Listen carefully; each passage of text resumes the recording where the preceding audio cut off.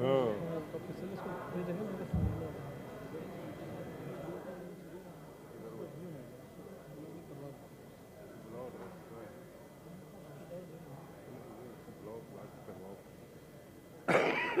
समझे दो बंदे आ जाओ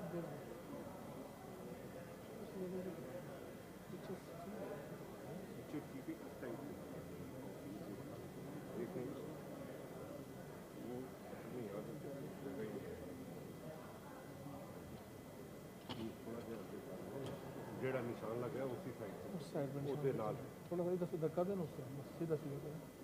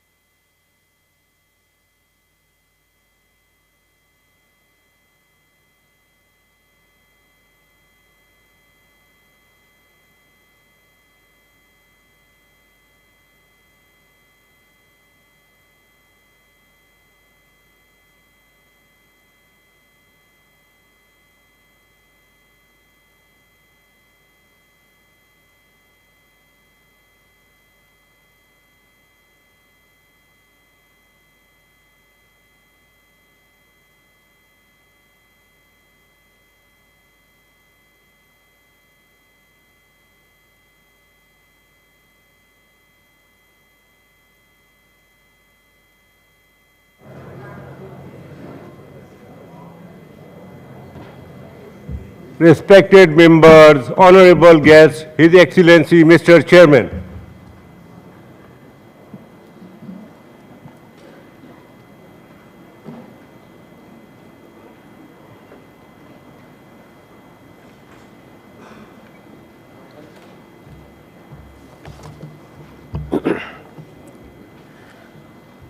أعوذ بالله من الشيطان الرجيم.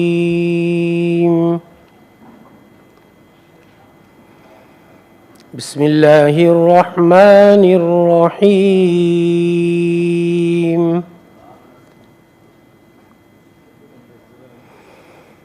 آمن الرسول بما أنزل إليه من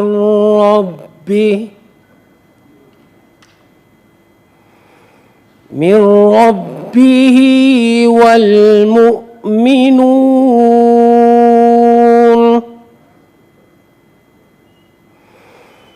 كل آمن بالله وملائكته وكتبه ورسله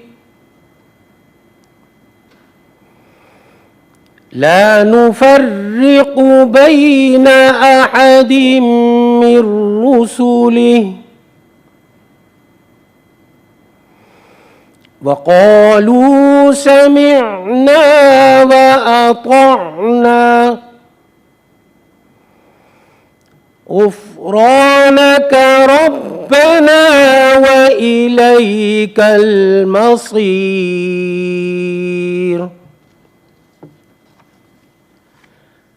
لا يكلف الله نفسا إلا وسعها لها ما كسبت وعليها ما اكتسبت ربنا لا تؤاخذنا إن نسينا أو أخطأنا ربنا ولا تحمل علينا إصرا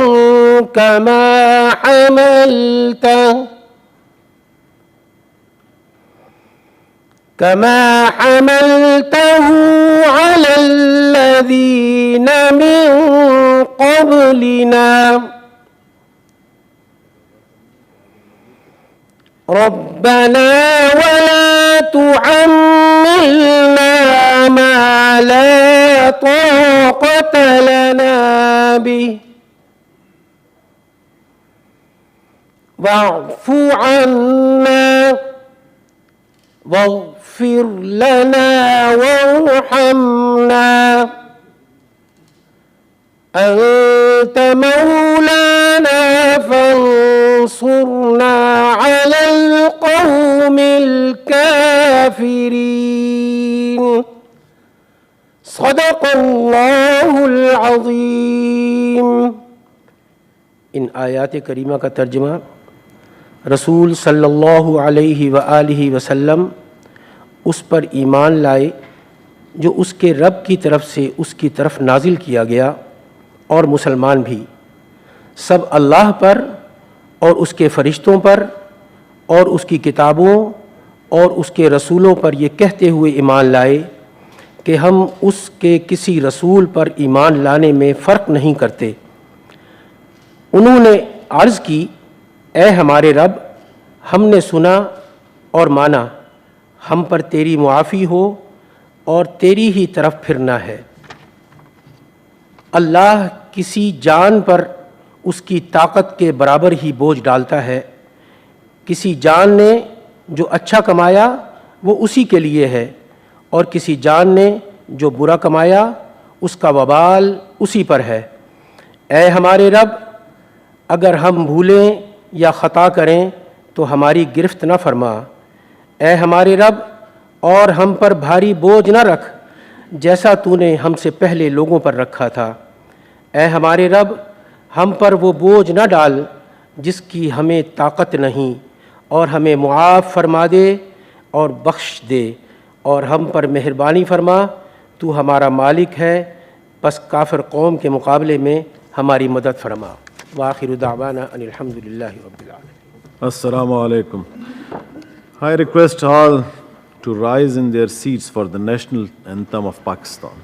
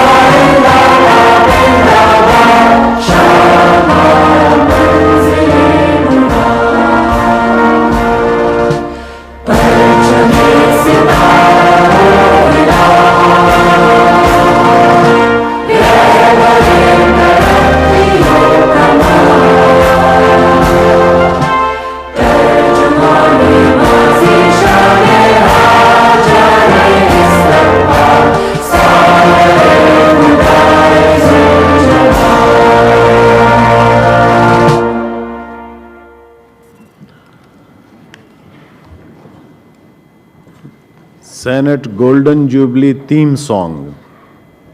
بجائیں جی.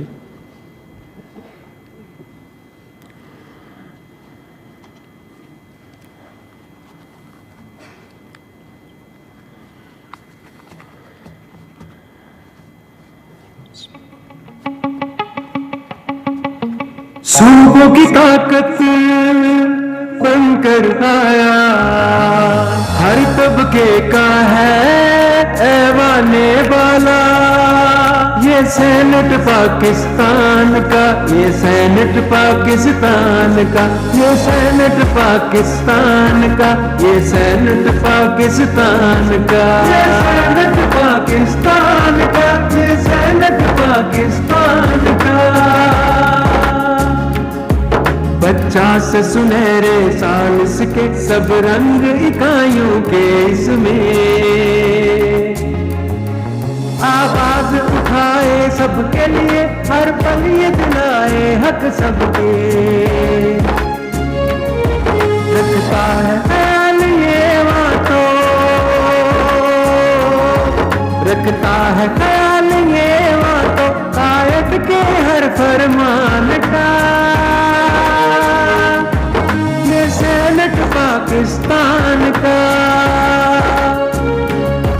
یہ سینٹ پاکستان کا، یہ سینٹ پاکستان کا، یہ سینٹ پاکستان کا، یہ سینٹ پاکستان کا۔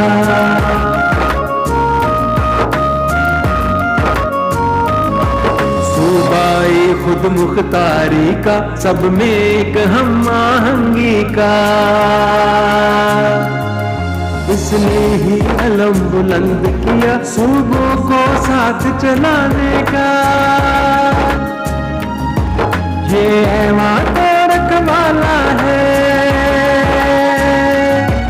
یہ ایوان تو رکھوالا ہے مرکز کے استحکام کا، یہ سینٹ پاکستان کا، یہ سینٹ پاکستان کا، یہ سینٹ پاکستان کا، یہ سینٹ پاکستان کا، یہ سینٹ پاکستان کا۔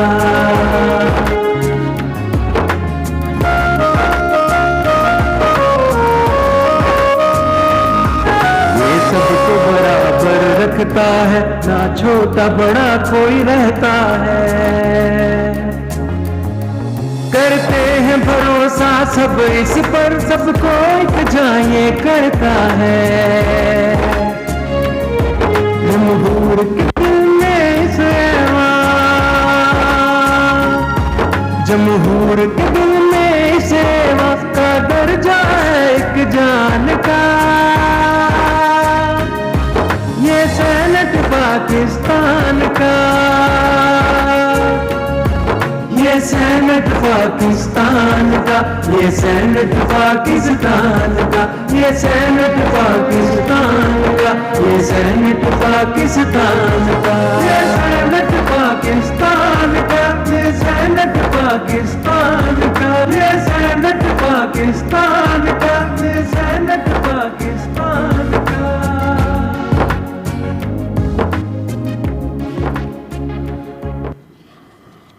Honorable Senators and Parliamentarians, Honorable Dignitaries, Diplomats, Ambassadors, and High Commissioners, distinguished guests, ladies and gentlemen, Assalamu alaikum and very good morning.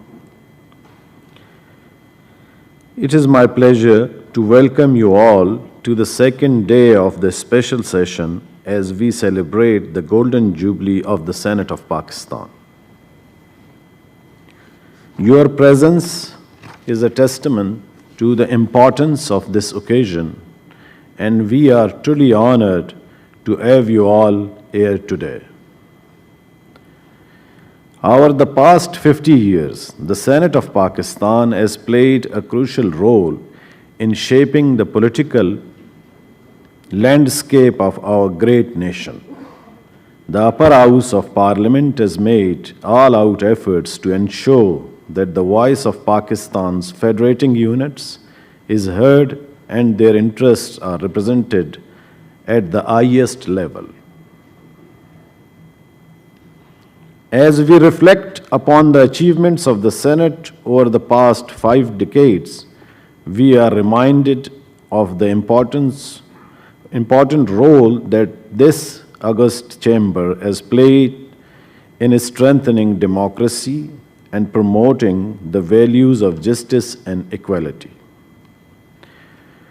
Today, we reaffirm our commitments to upholding the democratic principles that have guided us over the years, and we commit ourselves to continue working towards the betterment of our beloved country and its people.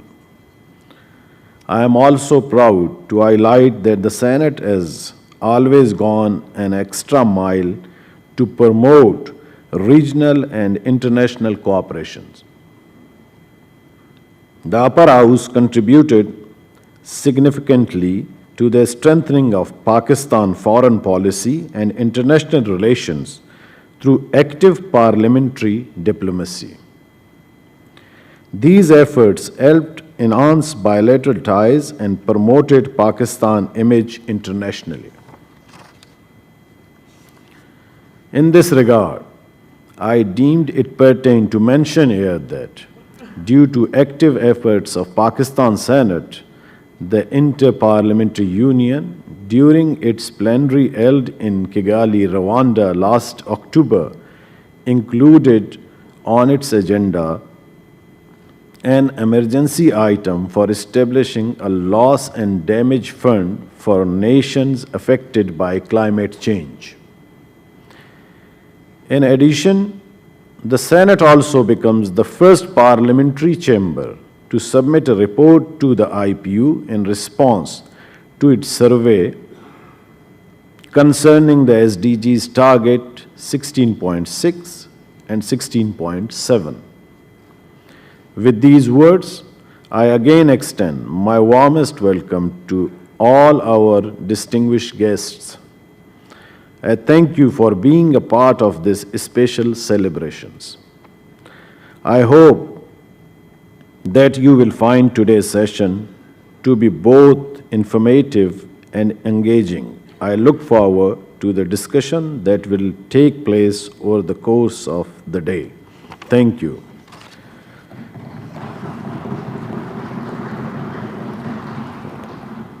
Continuing the Senate special session in today's sitting, our honorable members will speak further today. The House will be addressed by the Honorable Prime Minister of Islamic Republic of Pakistan, Honorable Resident High Commissioners and Ambassadors. Secretary Senate will request them after their speech to proceed to the podium and receive their souvenirs in medallion, commemorative coin, stamp and souvenir sheet from the chair. Now I request His Excellency Mr. Ishaq Dar, the leader of the House, to please open the House with his remarks. Thank you, Mr. Chairman. Excellencies, it's a great day. We are having second day of our 50 years Senate Jubilee celebrations, and we are grateful that you have decided to join us at the invitation of Honorable Chairman. It's indeed a great history of 50 years. This is the upper house, and the resolve of this house is to strengthen pluralism, equality, provincial autonomy, and an all-inclusive and participatory parliamentary democracy in Pakistan. I have been lucky to serve 2 tenures in the National Assembly of Pakistan between 1993 and 1997, and there was a bleak period when there was no existence of even this house due to a coup d'etat in Pakistan in October 1999. The system was renewed and restarted in 2002 for the National Assembly, in 2003, this August House. And since 2003, I'm lucky again to have been part of this House in the last 20 years.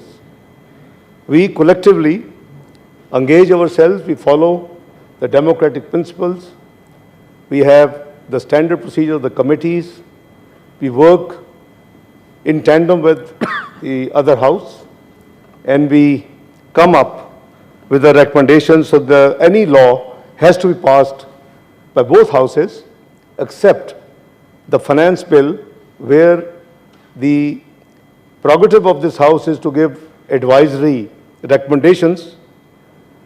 Since I have been also serving as the finance minister of Pakistan in different tenures, I have tried my best to accommodate much of the recommendations of this house and to make it as part of the finance bill, which was ultimately passed during 2013-2017. Excellencies, we also learn from the world democracies, and we have extensive interactions with you in our different capacities as senators, as leader of the house, as finance minister, and in different, my colleagues in their own parliamentary responsibilities. We always, Mr. Chairman, find the great cooperation from high commissioners, ambassadors, and their embassies and their high commissions. I believe that together we can contribute on this planet for the betterment of human values, democracy. I, being a finance man, I always add with democracy the strengthening of the fiscal discipline with transparency. I believe democracy alone cannot achieve the results unless this is compounded with a stringent and a transparent fiscal discipline in any system, democratic system. So, Mr. Chairman, I'm grateful for you to have given me the floor. And once again, on behalf of my colleagues, the entire House, I welcome all our valued guests who have been here this morning, and I hope they will enjoy the proceeding of today. Thank you very much indeed. Thank you, Mr. Chairman. Thank you. I now request Law Minister to please give his remarks. Bismillahirrahmanirrahim. Thank you very much, Mr. Chairman. And once again, congratulations for arranging this epoch event, I would say, the 50 years of Senate of Pakistan. And the inaugural session, we had the opportunity to listen to the people from different walks of the society, including the prominent lawyers, the businessmen, the media people.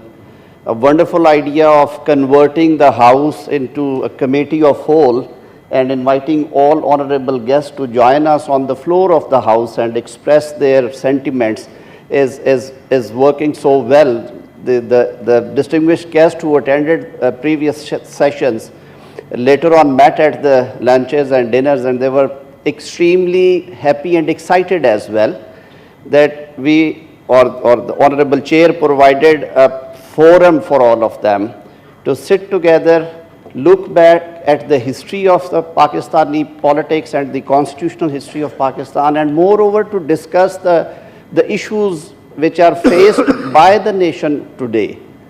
Mr. Chairman, I believe that Senate of Pakistan, as has previously been contributing for strengthening the democratic system in Pakistan, working for the rule of law, supremacy of constitution, will continue this strive and shall stand distinguished in its role, inshallah al-Aziz. It would be appropriate if I also acknowledge the role of Senate of Pakistan in the previous decades in the international parliamentary activities, including IPU and Commonwealth forums, where Senate of Pakistan, along with our fellow members from National Assembly of Pakistan, have been representing Pakistan and highlighting our viewpoints with clarity and with vision.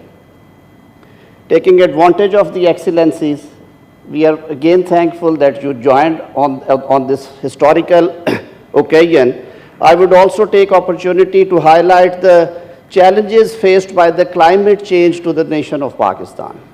As many of you were here as a part of the global family living in Islamabad, the last summers, the devastating rains and floods, it was a altogether different Pakistan which we have seen.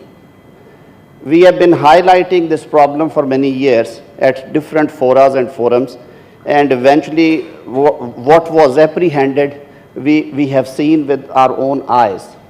Pakistan is contributor of less than 1% emissions as far as the statistics are concerned, but we paid the heavy toll.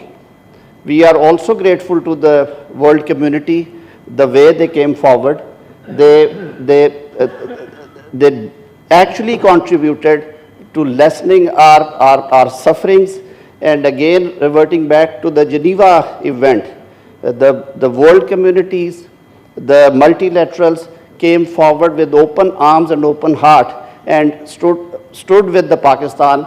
We must appreciate the role of the world in that regard. Mr. Chairman, this is an occasion where all of us should once again stand together for Pakistan. We are going through tough times, and there is a need of a larger dialogue on the economy and strengthening of our political institutions. So let's pledge today that for Pakistan and for the people of Pakistan, we shall stand united, we shall stand firm. Thank you very much, sir. I now give the floor to former Chairman Mia Raza Rabbani. At the moment, the House is, the committee of all. Mia Sahab. Ji, sir.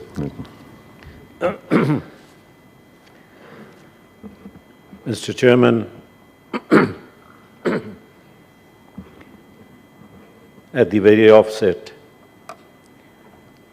let me take this opportunity of congratulating you, the Senate Secretariat, and your team for having envisaged and given practical shape to the three-day celebrations of the 50th anniversary of the Senate of Pakistan.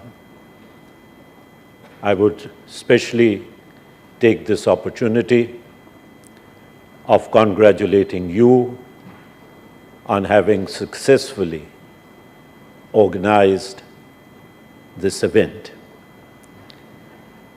Mr. Chairman, having said that, and also after the two formal speeches delivered by the Honorable Leader of the House and by the Honorable Law Minister, I think it is time that we get back, regardless of the fact that we have dignitaries with us, to the nitty-gritty of what we have been able to achieve and what we have not been able to achieve in the last 50 years. Mr. Chairman, Today, I think you would be a little happy because I would keep my guns away from the establishment, and I would follow the sayings or the teachings of Chairman Mao Zedong, who said that we would, or we should, do criticism and self-criticism. And when we do criticism, my Lord, Mr. Chairman, of our role as a Parliament, inclusive of the Senate, then, Mr. Chairman, it comes to me that what Parliament is doing for the last 2 days, the situation as it prevails in the provincial capital of Lahore is unconstitutional and a total denial of the rule of law. The statement yesterday, Mr. Chairman, of the Special Envoy on Afghanistan from the United States, trying to teach Pakistan a lesson, Parliament should have told him to mind his own business. Because we are capable, Mr. Chairman, of facing our own internal crises. Then, Mr. Chairman, when I look back into history, I'm forced to say that why did Parliament pass? That why did Parliament pass the bill on the extension of the Chief of Army Staff? Then, Mr. Chairman, when I look back, I am again forced to say that why did Parliament pass the amendment for special military courts, Mr. Chairman? When I further look back, Mr. Chairman, I am reminded of the time that when we became a rubber stamp on being told that a dialogue has already been initiated with the TTP, and Parliament merely rubber stamped it. Mr. Chairman, it was behind Parliament's back that the question of resettling of TTP militants was taken, and Parliament remained a silent spectator. Mr. Chairman, it does not end over there. Today there is an increase in terrorism in Pakistan. And that increase in terrorism is directly related to the policies that have been followed in the province of Khyber Pakhtunkhwa. But Parliament is yet to be taken into confidence. And I'm happy, Mr. Chairman, that when I make this remark, the Honourable Minister for Finance is present. Neither before nor today has Parliament ever been taken into confidence on what are the conditionalities of the IMF. If Parliament is to be kept in the dark, if the people of Pakistan are to be kept in the dark, then what, alas, are the 50 years for, Mr. Chairman? Mr. Chairman, it is absolutely out of the ordinary and extraordinary the manner in which the staff agreement between Pakistan and the IMF is being delayed. It has never happened in the history of the world before. But Parliament is not being taken into confidence. Is it because there is a greater world agenda which wants Pakistan to play a role which is not in accordance with its national security needs or its national security priorities, Mr. Chairman? The question arises, Mr. Chairman, is Pakistan under some sort of pressure Is the delay being made because of some sort of pressure to be exerted on Pakistan's nuclear? Or is it that there is some pressure on the strategic relationship between us and China? Or, Mr. Chairman, is it that some imperial powers in the new context of the world order, and I'll be winding up, Mr. Chairman, in the context of the new world order, want a presence in the region, Mr. Chairman? But alas, these debates and this information is not forthcoming to Parliament. Parliament remained silent, Mr. Chairman, when the internal proceedings of the Houses of Parliament were taken up in the Supreme Court and the High Courts of Pakistan. And dictation was given right down to the timing. But Parliament did not react. Parliament remained silent, Mr. Chairman, when under the doctrine of reading in, Article 63A was reinterpreted. Parliament today, Mr. Chairman, remains silent on the fact that there is a big debate taking place outside of Parliament, the unfortunate parties, on the question of the actual intent of the legislation, which originates from Parliament and judicial lawmaking, Mr. Chairman. But we remain silent. Mr. Chairman, in conclusion, I would just like to say that when Parliament has put its act together, when the Senate has put its act together, the Senate stood as Stalingrad in the face of General Zia's military dictatorship. When the Senate put itself together, Mr. Chairman, this very committee of the whole saw the Chief of the Army Staff, DGMO, DGISI, DGMI, all present here before the Committee of the Whole of the Senate. This very Committee of the Whole, Mr. Chairman, saw the Chief Justice of Pakistan sitting where you are sitting today, Mr. Chairman, and addressing and being a part of the proceedings of the Committee of the Whole. So when Parliament exerts itself,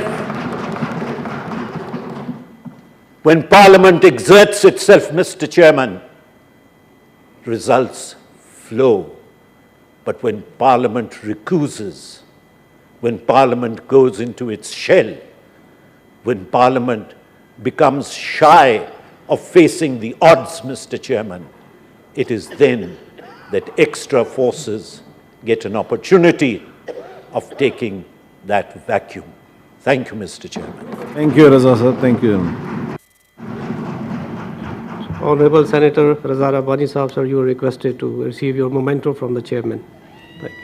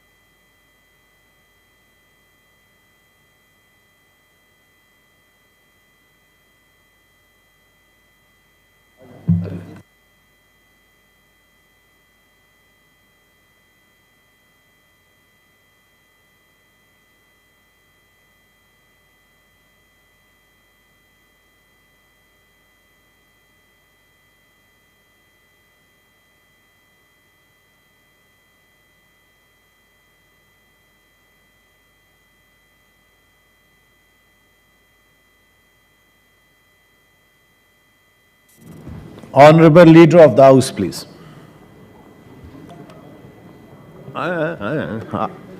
नहीं तकरीर आपने करनी थी ना sir.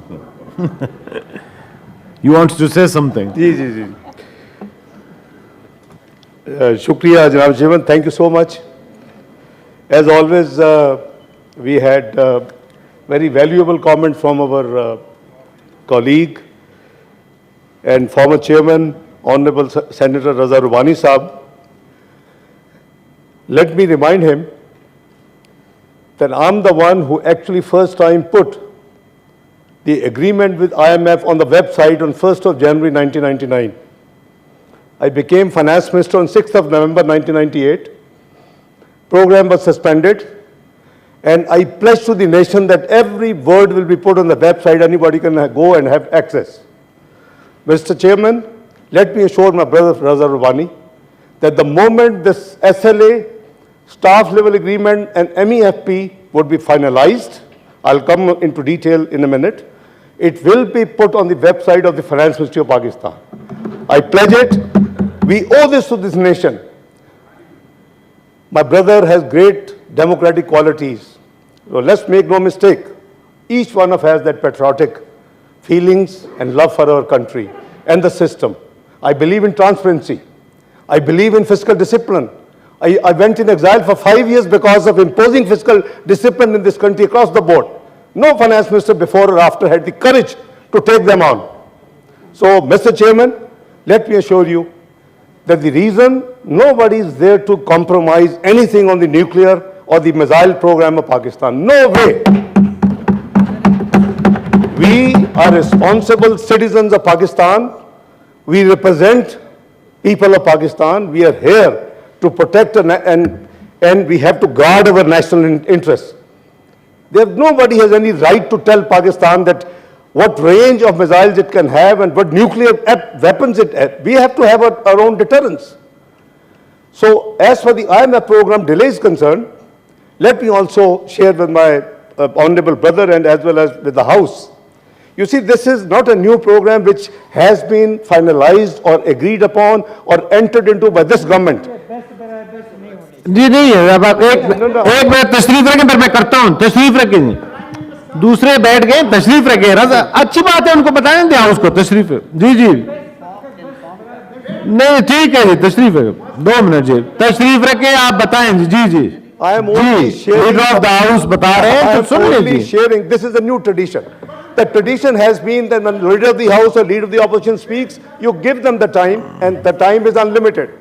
So I'm seeing a change in the tradition of this house. Please, for heaven's sake, I'm only explaining what my brother, and it should be known to the, because I have not, shared this detail. He's right. So house, I'm giving for the house. What I'm saying that this program was entered into the previous regime in 2019. This program should have been over by 2022. There normally the 12 reviews of EFF Extended Finance Facility Program, and the one which has been completed in the history of Pakistan was 2013-16 program, 12 reviews. Each review was made public. It seems as the arrangements of 2019 with IMF has been a different and new program.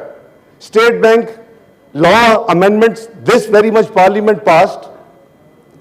And after that, the monetary policy has become too independent in my opinion.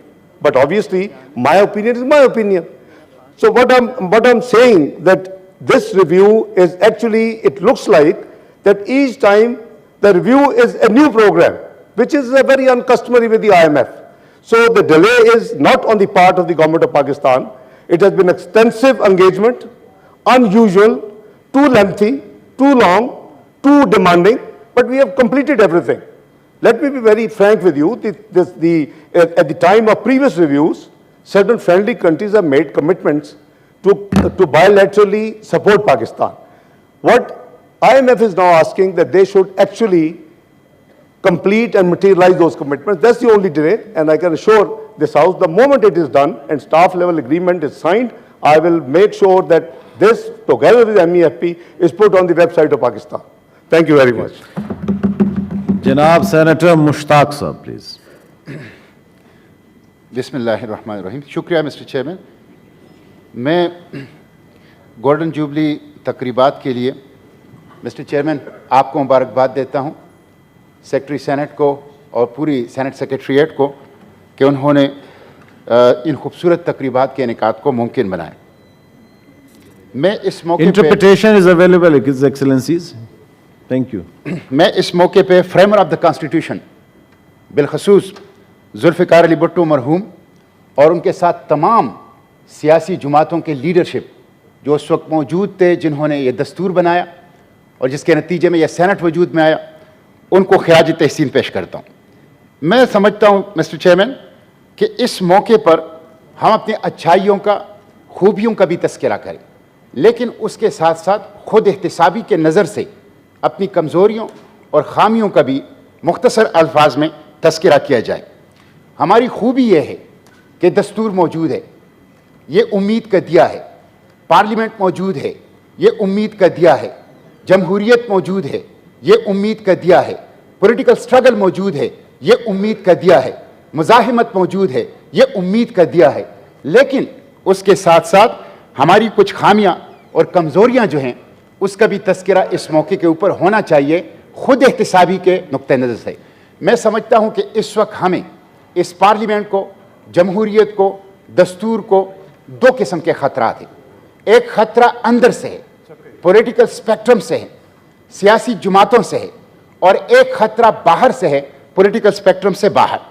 Mister chairman, اندر سے خطرہ یہ ہے کہ ہم اس دستور کے اوپر عمل درآمد نہیں کر سکے، اور ہم اس دستور کو اس کی روح کے ساتھ تنفیذ نہیں کر سکے۔ مثلا میں آپ کو بتاؤں، یہ ہاؤس آف دا فیڈریشن ہے، اور ہاؤس آف دا فیڈریشن میں صوبائی خود مختاری دی گئی ہے، لیکن اس صوبائی خود مختاری کے اوپر ہم گزشتہ 50 سال سے عمل درآمد نہیں کر سکے۔ مثلا آرٹیکل 151 ہے جو صوبوں کے درمیان، مسٹر چیئرمین آپ کی توجہ چاہتا ہوں، آرٹیکل 151 ہے جو صوبوں کے درمیان فری ٹریڈ کی بات کرتا ہے، لیکن اٹک کے مقام پر بورڈ لگا ہے کہ خیبر پختونخوا میں آٹا اور یوریا کھاد کی ترسیل ممنوع ہے۔ یہ کیسے 151 کے اوپر عمل درآمد ہو رہا ہے؟ اسی طرح 158 ہے جو گیس کی پیداوار کو صوبے کو پہلا استعمال کا حق دیتا ہے۔ میں 430 MMCFD گیس پیدا کر رہا ہوں، لیکن اس گیس کے اوپر مجھے ابھی تک پہلے استعمال کا حق نہیں ملا ہے۔ اسی طرح 160 ہے NFC، اسی طرح 161 ہے نیٹ ہائیڈل پروفٹ، یہ نہ NFC میں مجھے حق ملا ہے، نہ 500-600 ارب روپے ابھی تک وفاق کے ذمے ہیں نیٹ ہائیڈل پروفٹ، وہ مجھے ملے ہیں۔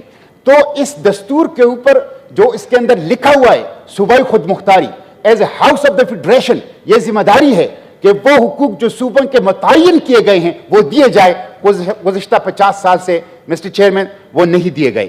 دوسری بات میں کہ جمہوریت کا مطلب ہے عوام کی خود مختاری، جمہوریت کا مطلب ہے ترقی، تعلیم، انصاف، صحت، روزگار، رول آف لا اور میڈیا کی آزادی۔ مسٹر چیئرمین، ہم نے گزشتہ 50 سال سے جمہوریت کا یہ مطلب نہیں دیا، ہم نے اسلامی جمہوریہ پاکستان کے بجائے اشرافیہ جمہوریہ پاکستان بنائے۔ یہاں یہ سب کچھ موجود ہے لیکن اشرافیہ کے لیے، یہاں یہ سب کچھ موجود نہیں ہے پاکستان کے عوام کے لیے۔ عوام کے لیے تو یہ ہے کہ 3 کروڑ 20 لاکھ بچے سکولوں سے باہر ہیں، 10 کروڑ خط غربت سے نیچے ہیں، سٹارٹنگ ہے، ویسٹنگ ہے، نجی جیل ہیں، میڈیا کے لیے ہتھ کڑیاں ہیں۔ اسلام آباد سے عابد میر صحافی پتہ نہیں ابھی تک واپس آ گیا ہے یا نہیں۔ اسلام آباد میڈیا کے لیے خطرناک دارالحکومتوں میں سے ہیں، پاکستان خطرناک ملکوں میں سے ہیں، میڈیا ہتھ کڑیوں میں ہے۔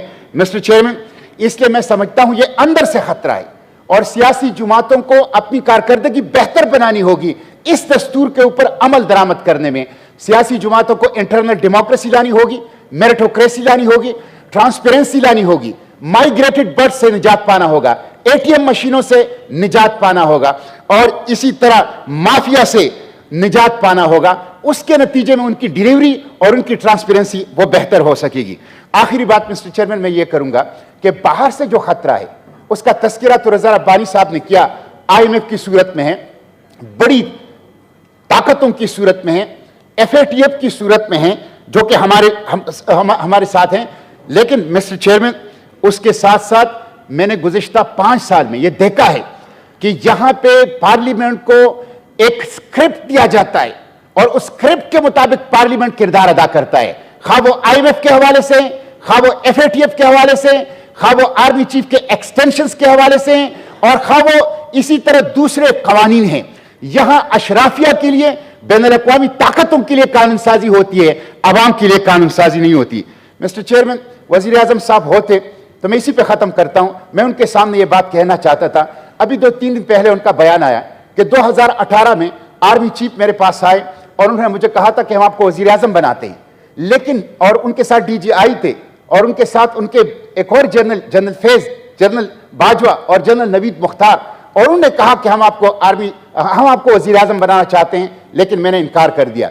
मिस्टर चेयरमैन, जब एक सरकारी नौकर किसी को वजीर आजम बनाता है और वजीर आजम के मनसब से उतारता है, तो कहां की जमहूरियत है, कहां की पार्लियामेंट है, कहां की दस्तूरियत है, कहां की कॉन्स्टिट्यूशनलिज्म है?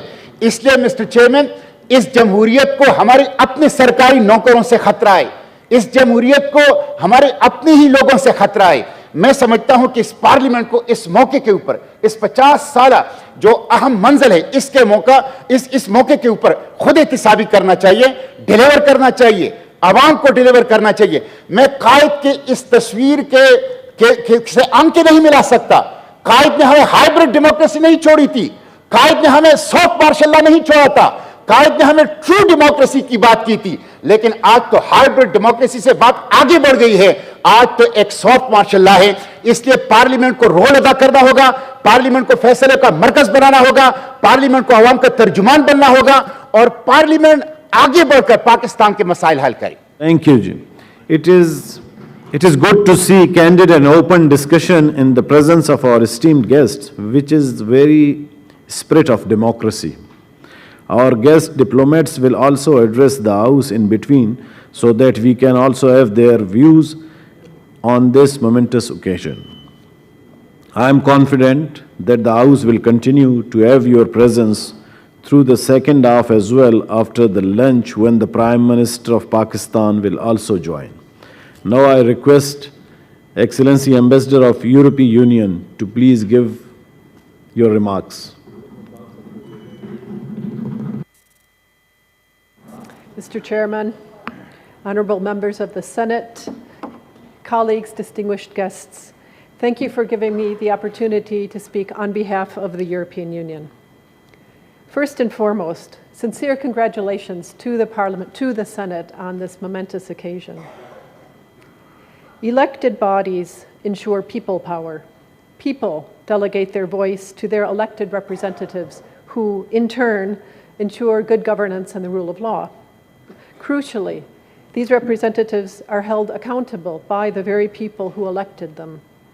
These principles define the roles and the responsibilities of a citizen as well as of parliaments. Democracy is therefore one of the core values of the European Union. We practice our rights through regular elections, both at the individual member state level as well as at the union level. And the previous European Parliament elections, for instance, were the second largest democratic exercise in the world, seeking the views of our 450 million citizens. Parliament is a forum where matters of national importance are discussed, new initiatives are proposed, and, if you will, debates conducted over differences of opinions. It's a forum where democracy is implemented through active participation, debate, argument, to arrive at a consensus that serves the nation as a whole as it looks to the future. Therefore, parliaments play an indispensable role in ensuring democracy through checks and balances, by keeping governments accountable and by guaranteeing legislative continuity.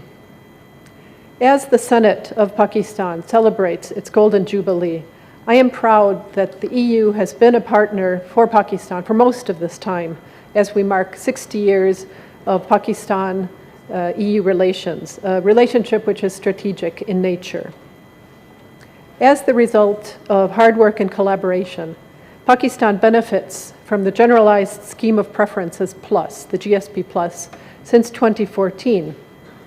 The EU is one of Pakistan's largest trading partners under this scheme. Almost 80% of Pakistan's exports may enter the EU duty and quota free. And as a result, the EU is in fact Pakistan's single most important trading partner, with 1/3 of all exports finding their way into the European single market. These trade preferences are linked to the implementation of 27 international conventions on human rights, good governance, environmental rights, environmental protection, and labor rights. And why do I bring this up? It's because on the EU side, the European Parliament is actively involved in this work And in the coming months, it will be crucial for Pakistan's parliament as well to play an equally active role in the reapplication process.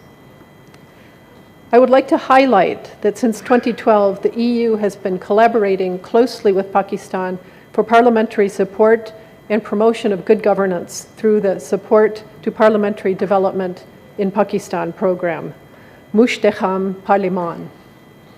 We aim to support the functioning of parliamentary institutions, both at the federal and the provincial level, in order to turn action into the ideas, or turn the ideas into action, which I mentioned earlier. Today, most countries worldwide have opted to live under democracy and be governed by democratic principles. But as we know, democracy in real life is never an easy business, including in Pakistan today, as we are fully in pre-election mode. The European Union retains the hope and, indeed, the expectation, given GSP+, that as the democratic election process rolls out this year, as foreseen in the Constitution, all involved demonstrate their commitment to democracy by holding themselves and others to the rule of law and human rights, including the freedom of expression. Thank you for giving me this opportunity to address you today, and happy birthday to this august House of Democracy. Thank you. Thank you very much, Madam Ambassador. So I would request the Honorable Ambassador of the European Union to please come forward and receive a memento from the Honorable Chairman Senate. Thank you.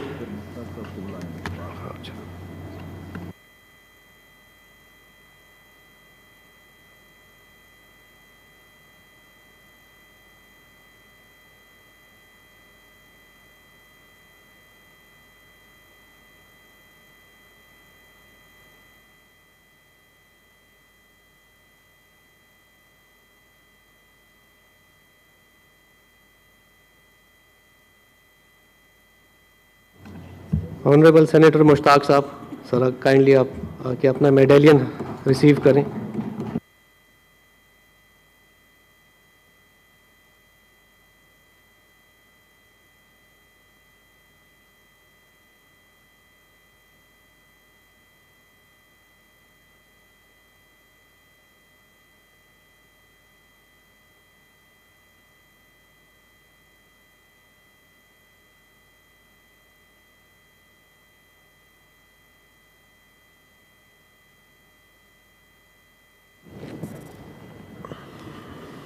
Now I request the Ambassador of South Africa, High Commissioner of South Africa, to address to the House, please.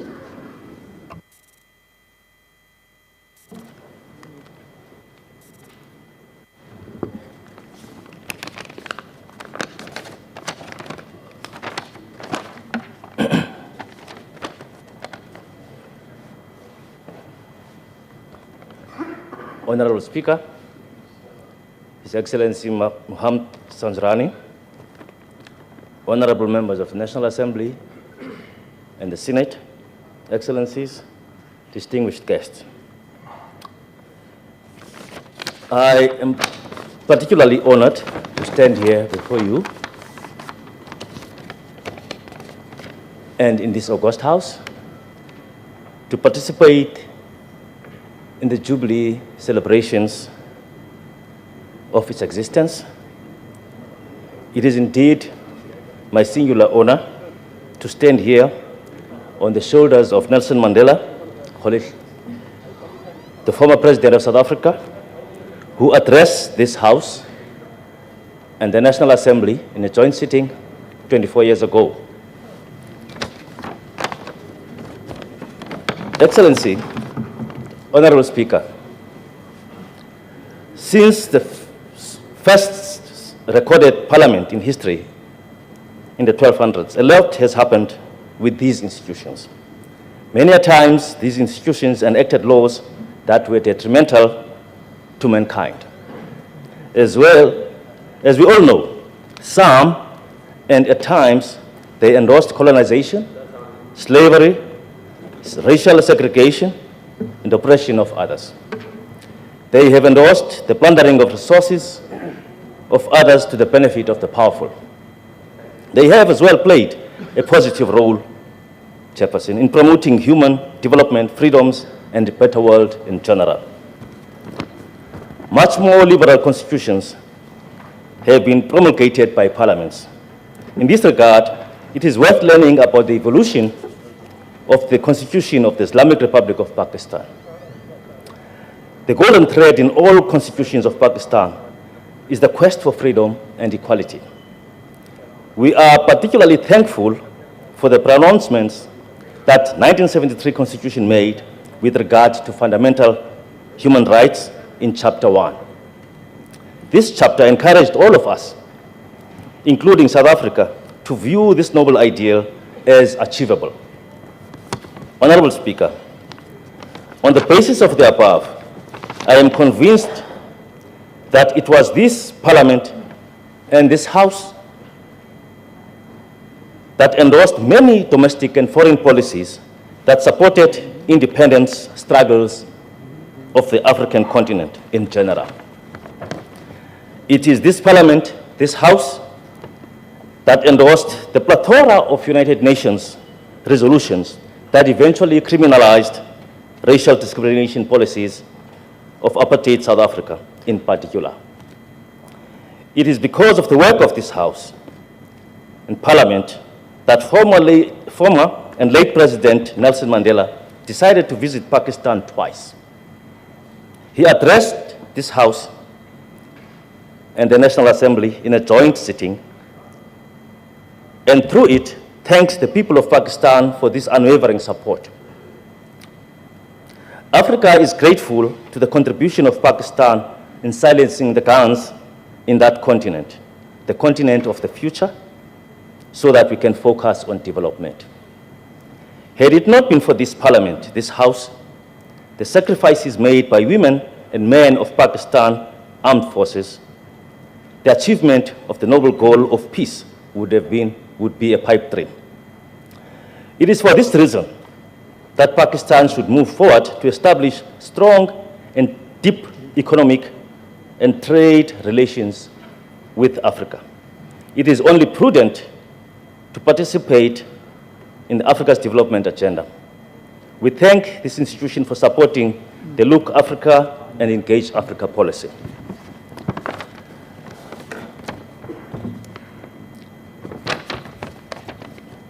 Honorable Chair, when I arrived here in 2020, unfortunately, it was just before the devastating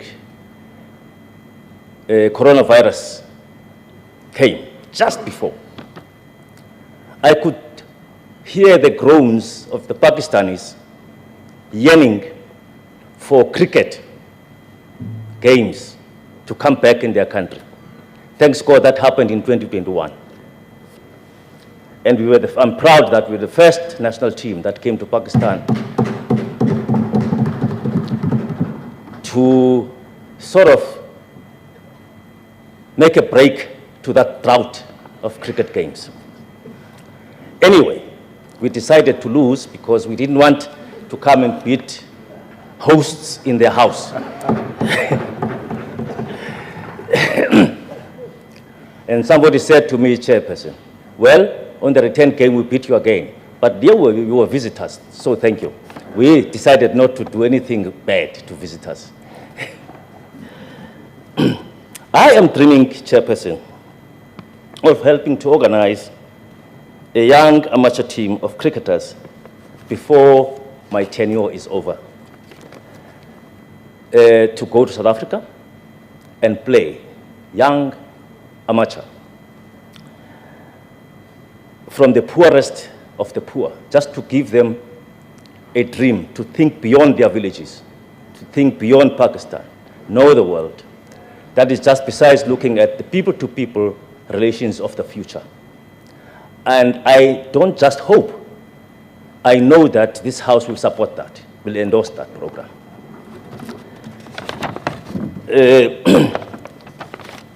The last point I want to make, Chair, is to really congratulate Pakistan, people of Pakistan, this House in particular, and say happy birthday to this House. Thank you very much. Thank you very much, His Excellency. I request the Excellency, Ambassador of South, High Commissioner of South Africa, to please come over and receive a memento, special memento from the chairman.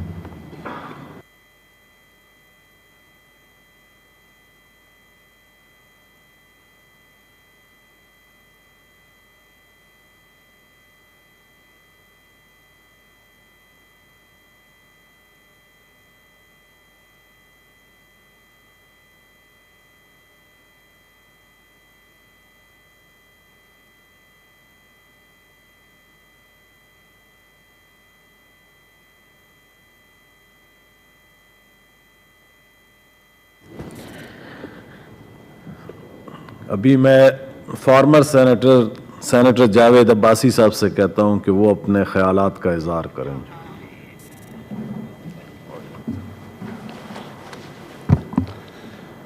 بسم اللہ الرحمن الرحیم. بہت شکریہ جناب chairman. Time کا خیال رکھ رہے ہیں, مجھے پتہ ہے آپ کی عادت کا. جناب چیئرمین, میں آپ کا اس لیے بھی بڑا مشکور ہوں, بہت آپ کی مہربانی کہ آپ نے سینٹ کی گولڈن جوبلی کی تقریب کا انعقاد کیا ہے, اور میں آپ کا, آپ کی ٹیم کا اور سینٹ سیکریٹریٹ کا بہت مشکور ہوں کہ انہوں نے پاکستان میں یہ پہلی دفعہ روایت ڈالی ہے کہ نہ صرف اس سوسائٹیز کے باقی سٹیک ہولڈرز کو بھی آپ نے بلایا ہے, سابقہ سینیٹرز کو بھی آپ نے موقع دیا ہے کہ وہ بھی آئیں اور اسی ہاؤس میں بیٹھ کر بات کریں.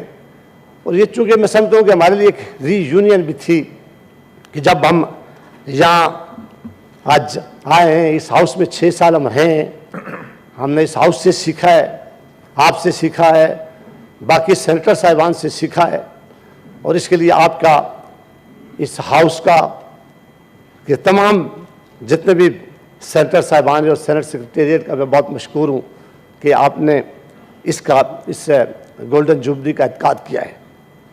میرے ساتھ یہ ضرور زیادتی ہوئی تھی کہ جب سینٹ کا آخری سیشن ہو رہا تھا تو مجھے شاید اس وقت خطاب کا موقع نہیں ملا. اگر آپ مناسب سمجھیں تو وہ وقت بھی آج ہی مجھے عنایت کریں. بڑی مہربانی, انشاءاللہ پھر کبھی.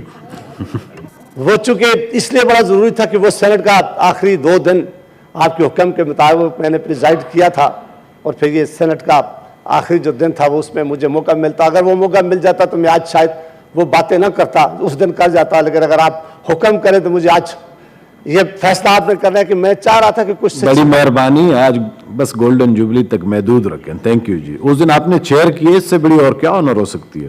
تو اگر پھر صرف اتنی ہی بات کرنی ہے تو میں سر جناب چیئرمین آپ کا بہت مشکور ہوں, بہت شکریہ کہ آپ نے مجھے موقع دیا ہے.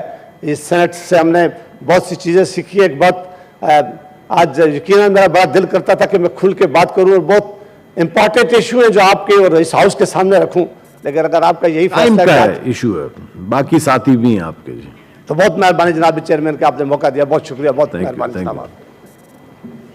جاوید عباسی صاحب, آپ سے ریکویسٹ ہے کہ آ کے اپنا اسپیشل مومنٹو لیں چیئرمین صاحب سے.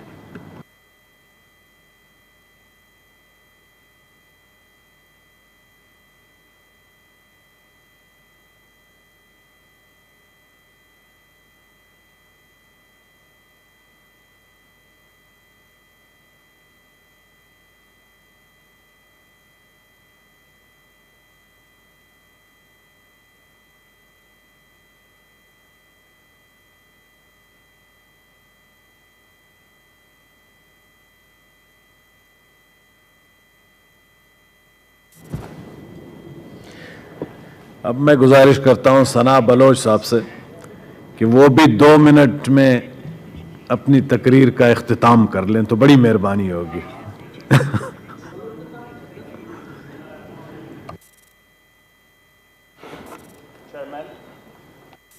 ثنا بلوچ صاحب کا مائک آن کریں جی پلیز. آواز آ رہی ہے سر؟ بسم اللہ الرحمن الرحیم. Thank you, Mr. Chairman. First of all, I would like to congratulate to you and your team. جو آپ لوگوں نے سینٹ کے گولڈن جوبلی کے حوالے سے یہ تقریبات منعقد کی. I've been part and parcel of this house starting from 2003 till 2008. Though I spent 3 years in exile, I wasn't able to express my opinion and represent my province in a true sense during that very difficult period when General Musharraf was in charge of this country. Janab Chairman, मैं इस house में जब 2003 के बाद 2006 तक जब इस house में हम रहे, मैंने दो चीज़ें महसूस किया. I've been part and parcel of the National Assembly. I was member National Assembly. I was the youngest member of National Assembly. Now I'm member Provincial Assembly in Balochistan. So I have the experience of working in different environments. और parliament के तमाम जो इदारे हैं उन सबको बड़े करीब से देखा है. आज 70 साल 72 साल का पाकिस्तान है और 50 साल की हमारी पार्लियामेंट है. 1971 का हमारे पास कॉन्स्टिट्यूशन है. हमारे जिस वक्त में जिस हैद में पाकिस्तान का क़याम हुआ उस वक्त में तकरीबन 10-12 के करीब ममालिक आज़ाद हुए. उनमें 22,000 स्क्वायर किलोमीटर पर मुश्तमिल छोटा सा इजराइल भी है और मलेशिया, सिंगापुर या इंडिया, किसी भी मुल्क की मिसाल ले ले 10-15 ममालिक हैं. अगर आप पाकिस्तान का तकाबुली जायज़ा लेंगे, अगर पाकिस्तान का कंपैरिजन इन ममालिक के साथ करेंगे तो बदकिस्मती से शायद हम इन कौमों की तरक्की और तरवीज के जो रफ्तार है उसमें सबसे पीछे रह गए. उसकी बुनियादी वजह यह है कि हमारे बड़े पार्लियामेंट को या हमारे यहाँ आहीन को वो अहमियत और हैसियत नहीं दी गई. आज मुल्क के अंदर जो भी हालात हैं वो हम सबके सामने हैं. 1973 के कॉन्स्टिट्यूशन में जो भी मसाइल थे, मैं 2004 में I was the first member to introduce a bill to abolish the concurrent list, जब बलूचिस्तान के अंदर हालात बहुत मखदूश होते जा रहे थे.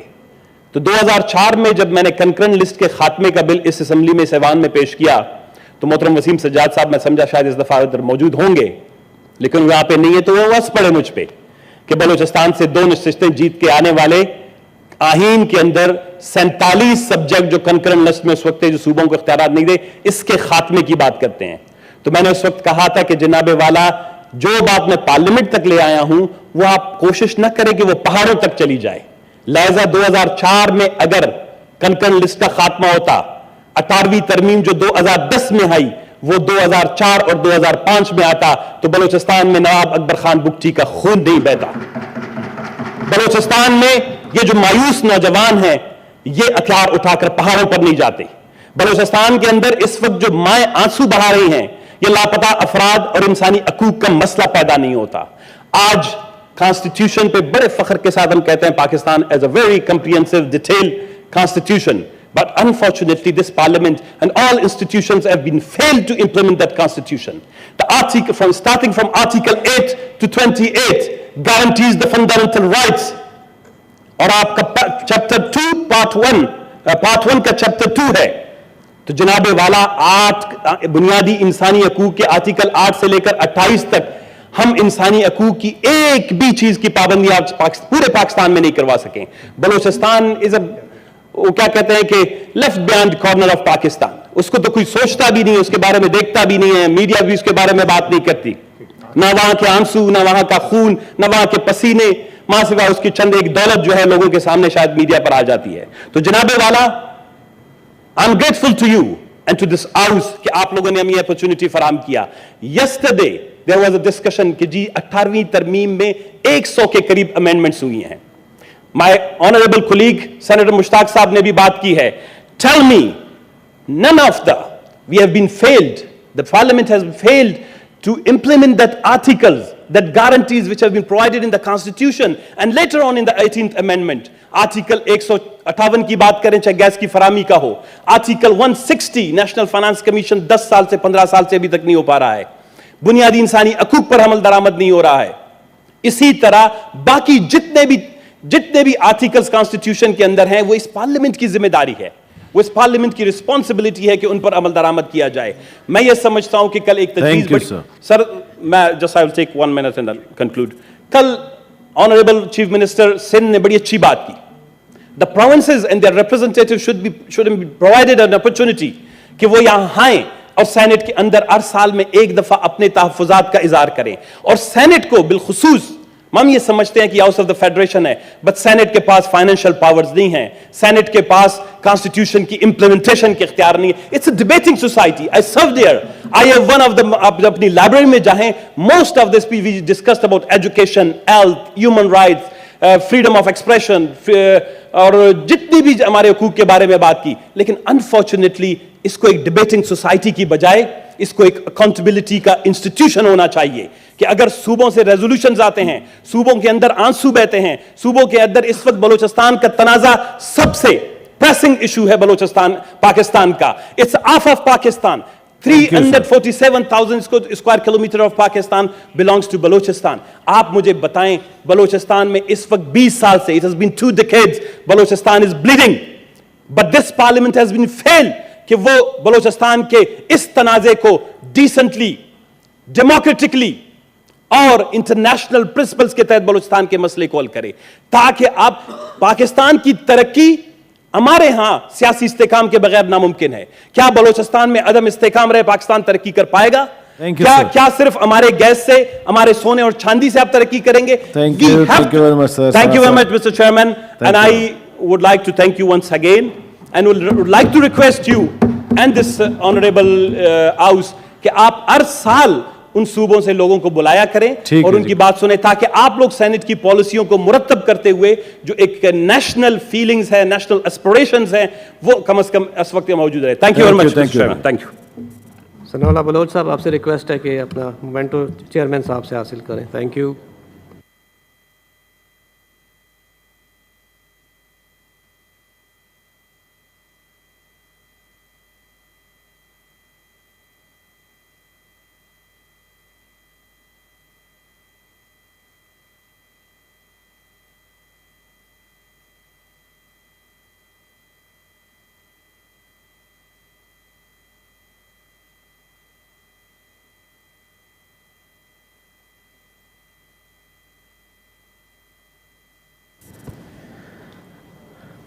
Now I request His Excellency Ambassador of Kingdom of Jordan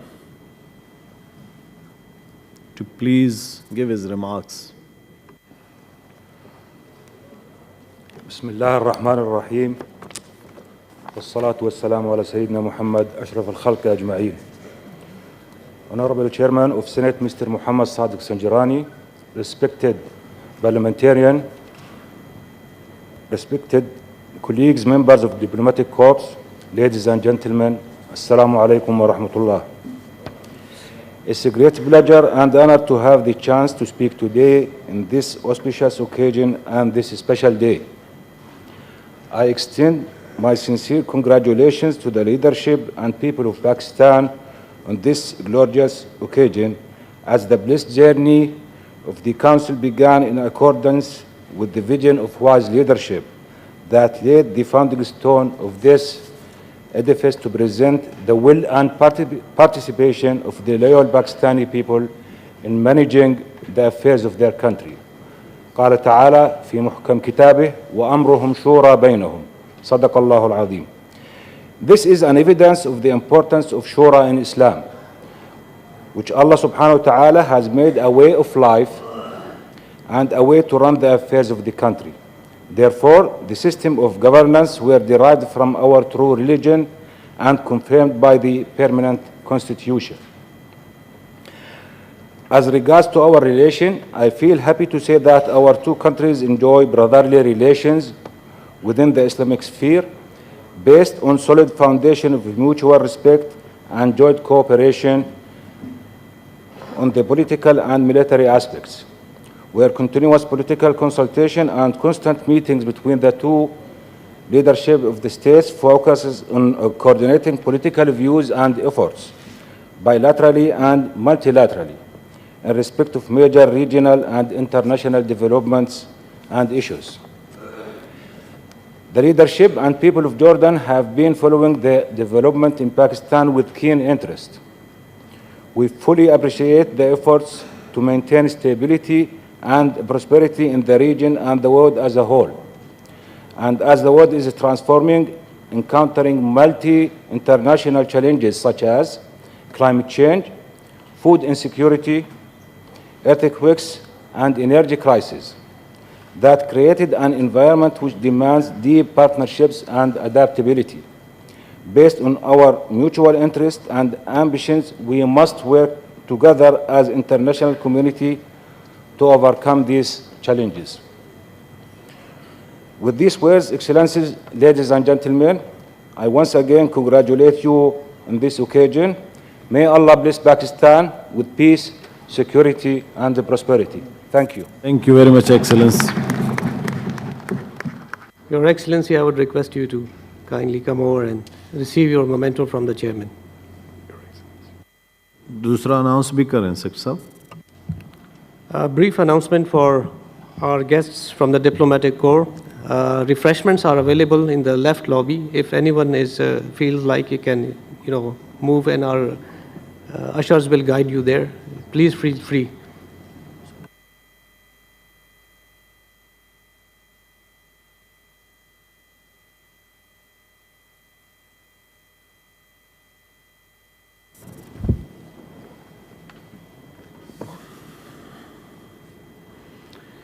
Now I request His Excellency Ambassador of Palestine to please give his remarks to the House.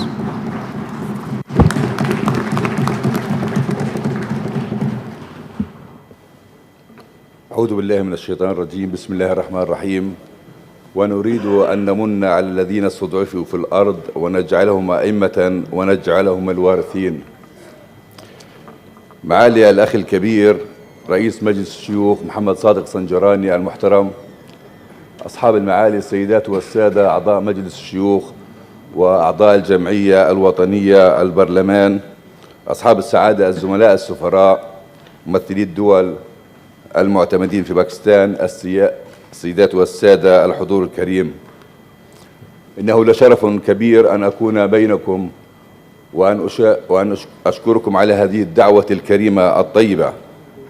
ويشرفني أن أتقدم بالتهنئة بهذا اليوم العظيم، يوم اليوبيل الذهبي لمجلس الشيوخ الباكستاني، وأتشرف أن أنقل لكم تحيات وتهنئة فخامة الرئيس محمود عباس رئيس دولة فلسطين، ومعالي رئيس البرلمان الفلسطيني والحكومة الفلسطينية ونيابة عن الشعب الفلسطيني. كل التهاني لباكستان بهذا اليوم العظيم. كما أنقل التهاني من قلب مدينة القدس، من أولى القبلتين ومن ثاني المسجدين وثالث الحرمين الشريفين، المسجد الأقصى المبارك، معراج سيدنا ونبينا محمد عليه أفضل الصلوات وعلى آله وصحبه، ومولد ورفعة سيدنا المسيح عيسى عليه السلام، ومستذكرا وصايا مؤسس باكستان قائد أعظم محمد علي جناح حول فلسطين، حيث المسجد الأقصى المبارك يسكن قلوب الشعب الباكستاني، ومستذكرا أيضا زيارة العلامة محمد إقبال للمسجد الأقصى المبارك. هذا المسجد أولى القبلتين هو ملك لكم، ملك لباكستان ولكل الأمة الإسلامية، وإن شاء الله سنصلي سويا في المسجد الأقصى المبارك في أقرب فرصة وبعد إنهاء الاحتلال. وأتشرف بتقديم الشكر الكبير لجمهورية باكستان الإسلامية وشعبها الشقيق وجيشها العظيم على موقفهم الداعم والدائم للحق والعدالة وضد الظلم والاحتلال، ومع الحقوق المشروعة والتاريخية والقانونية للشعب الفلسطيني في إنهاء الاحتلال وإقامة دولتنا المستقلة وعاصمتها القدس الشريف. إننا في فلسطين نشعر أننا وبكل فخر أننا لسنا وحدنا في مواجهة الإرهاب ومواجهة الاحتلال، ولسنا وحدنا ضد الظلم. باكستان معنا وكل أحرار العالم معنا. أجدد التهاني معالي رئيس مجلس الشيوخ بهذا اليوم باليوبيل الذهبي لمجلس الشيوخ الباكستاني، وأقدم التهاني بقرب ذكرى يوم باكستان العظيم الأسبوع القادم، كما أقدم التهاني بحلول شهر رمضان المبارك أعاده الله باليمن والخير والبركة والسلام والأمن. والسلام عليكم ورحمة الله وبركاته. باكستان زندباد، فلسطين زندباد، باكستان فلسطين دوسي زندباد. Thank you, Excellency. Thank you. Your Excellency, Ambassador of Palestine, please, if you will come over.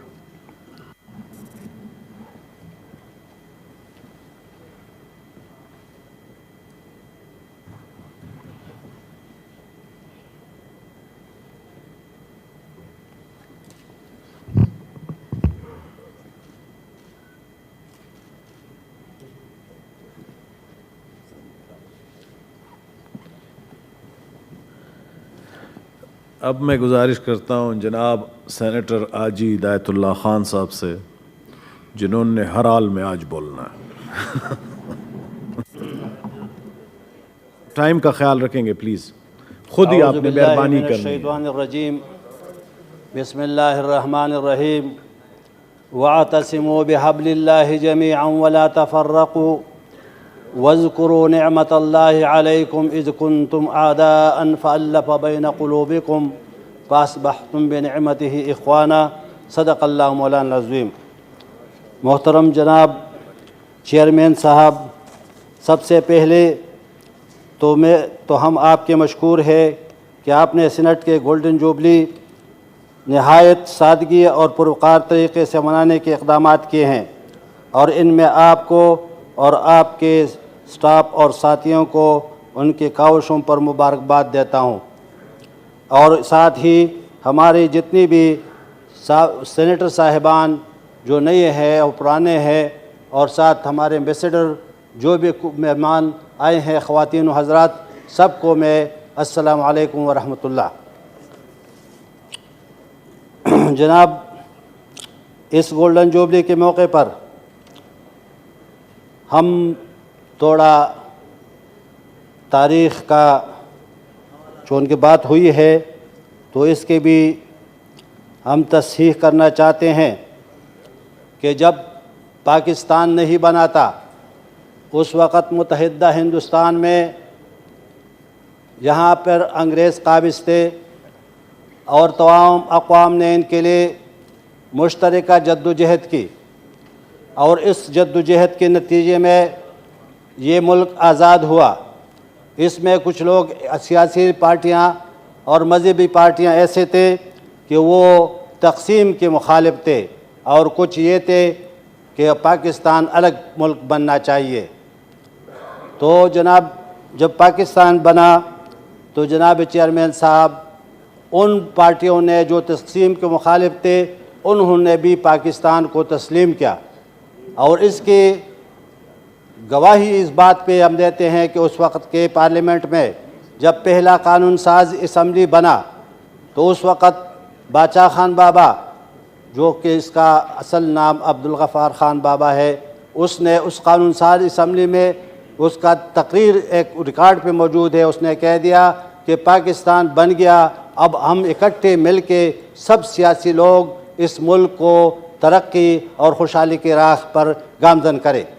لیکن بدقسمتی سے ان کی اس آفر کو نہیں مانا گیا، اور الٹا ان کو جیل میں ڈالا گیا اور اس کو جیل کے صحبتیں برداشت کرنے پڑے. جناب چیئرمین صاحب، اس کے بعد وقتاً فوقتاً آگے ملک جاتا رہا. ایک وقت ایسا بھی آیا کہ جب پاکستان کے دو ٹکڑے ہونے کے سازشیں ہو رہی تھی. اس وقت مشرقی پاکستان جو کہ ابھی بنگلہ دیش ہے، اس میں ایک ایسا گروپ بن گیا کہ وہ پاکستان کو وہ بنگلہ دیش کو الگ کرنا چاہتے تھے. تمام سیاسی جماعتوں میں سے تمام سیاسی لیڈر موجود تھے، لیکن کوئی ہمت نہیں کر سکتا تھا کہ وہ جا کے بنگلہ دیش میں ان کے ساتھ بات کرے. یہ وہ لیڈر تھا خان عبدالولی خان. تاریخ گواہ ہے کہ وہ جا کے وہاں پہ اس نے مجیب الرحمان سے بات کی، اور وہ کہتے ہیں کہ جب ہم وہاں پہ چلے گئے اور ان سے ہم نے بات کی تو اس مجیب الرحمان نے ہمیں کہہ دیا کہ ہم تو پاکستان بنانے والے تو ہم تھے، آپ لوگ تو پاکستان کے مخالف تھے. تو ولی خان نے فرمایا کہ میں نے ان کو کہا کہ مجیب الرحمان، ہم پاکستان کے مخالف نہیں ہیں، ہم تقسیم کے مخالف تھے اس وقت بھی اور آج بھی پاکستان کے تقسیم کے مخالف ہے، تو ہمیں پاکستان کو اکٹھا رکھنا ہے. تو یہ تھے اس نے یہ سب کچھ اس ملک کے لیے کیے تھے. اور یہ آج ہم دیکھتے ہیں کہ اس کے اوپر پھر غیر ملکی ایجنٹ اور غداروں کے الزامات لگائے گئے اور پھر جیل میں ڈالے گئے. اور ایسا وقت بھی آیا کہ ہمارے 3 نسل سارے جیلوں میں تھے. دادا باچا خان، اس کا بیٹا خان عبدالولی خان، اس کا پوتا اسفندیار ولی خان، یہ تمام کے تمام جیلوں میں تھے اور الگ الگ جیلوں میں رکھے گئے تھے. لیکن انہوں نے اس ملک کے خاطر سب قربانیاں دی. لیکن جب 73 کا آئین بننا شروع ہو گیا, اس کے لیے کام شروع ہو گیا, ملک ایسے حالات دور سے گزر رہا تھا, لیکن انہوں نے کیا کیا, انہوں نے اس باتوں کو یاد نہیں کیا کہ ہمارے ساتھ کیا ہوا ہے.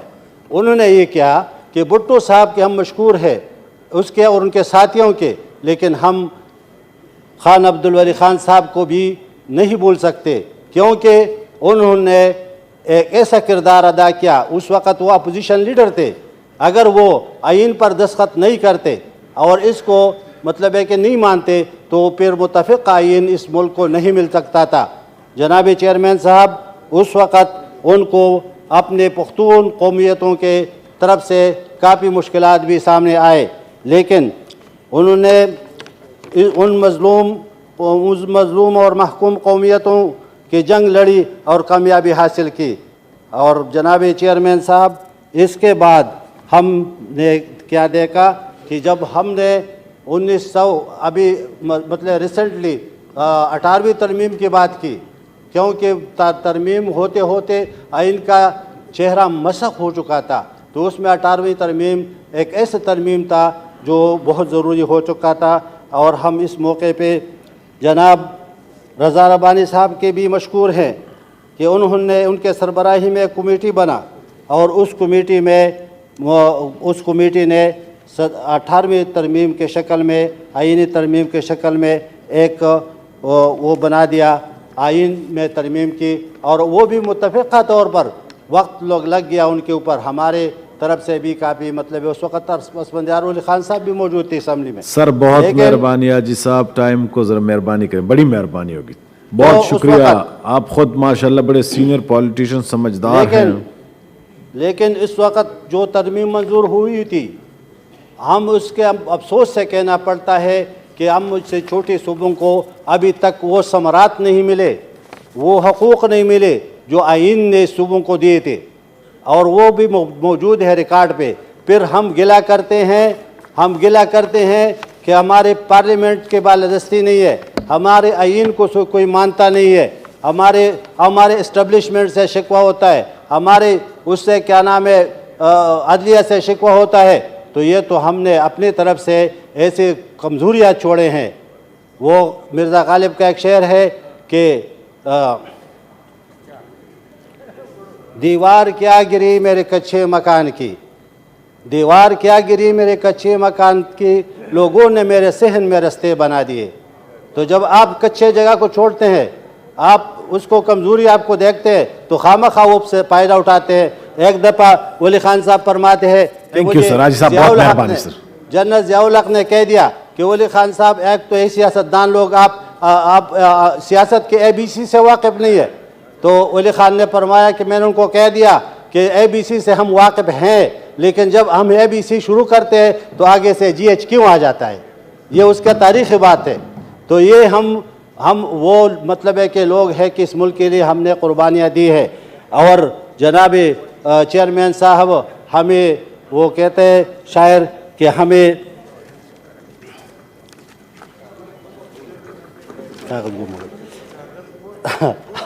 ہمیں رہزنوں سے گلہ نہیں, تیری رہبری کا سوال ہے. تو جناب چیئرمین صاحب, ہمارے یہاں پہ بیٹھے ہوئے تمام اپنے سینیٹر صاحبان کو ہم یاد دلانا چاہتے ہیں کہ یہ ہمیں تو یہی ہے بات یہی ہے نا. تو ہر رہزن تو کرے گا, لیکن ہمارے رہبری کا کیا ہوگا. تو یہی بات ہے. میں مزید آپ کا بہت مہربانی, بہت شکریہ. تو بہت شکریہ جی, آپ نے ٹائم دیا, مہربانی. بہت شکریہ جی. ہدایت اللہ صاحب, آپ سے ریکویسٹ ہے کہ آپ چیئرمین سے اپنا مومنٹو ریسیو کریں.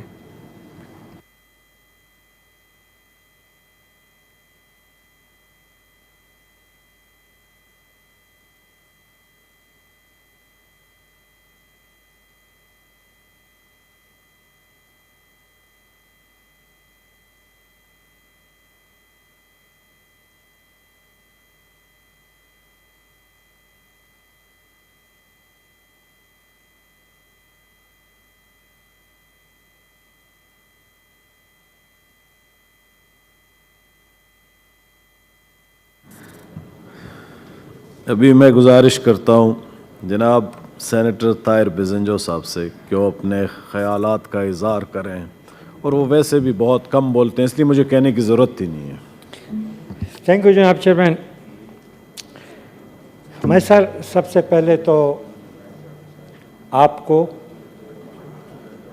ہاؤس آف دا فیڈریشن کے تمام افسران کو، 1973 کے آئین اور ایوان بالا کی گولڈن جبلی کے حوالے سے یہ خصوصی اجلاس منعقد کرنے پر مبارکباد پیش کرتا ہوں۔ سر، قیام پاکستان کے بعد جناب چیئرمین 9 سال تک ملک بے آئین رہا، اور ان 9 برسوں میں پاکستان کے 7 وزرائے اعظم تبدیل کیے گئے، جس پر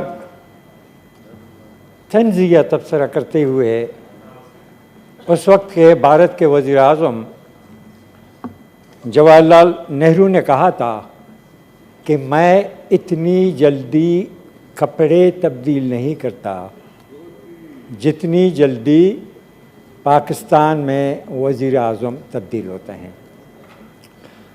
سر، 56 کے آئین کی عمر بھی چیئرمین صاحب بہت مختصر رہا۔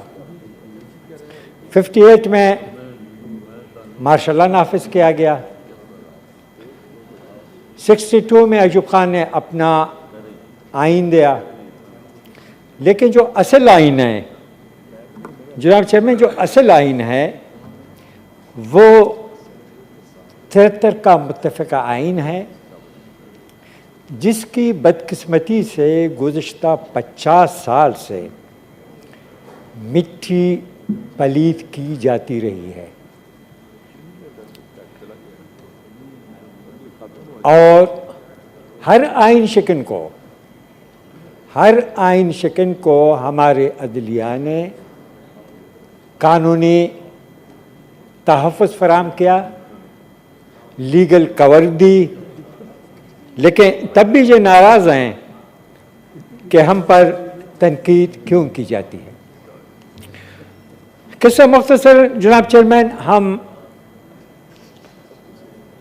آج یہ گولڈن جبلی ایک ایسے موقع پر منا رہے ہیں جب ملک بدترین قسم کی سیاسی، معاشی اور آئینی بحرانوں سے گزر رہا ہے۔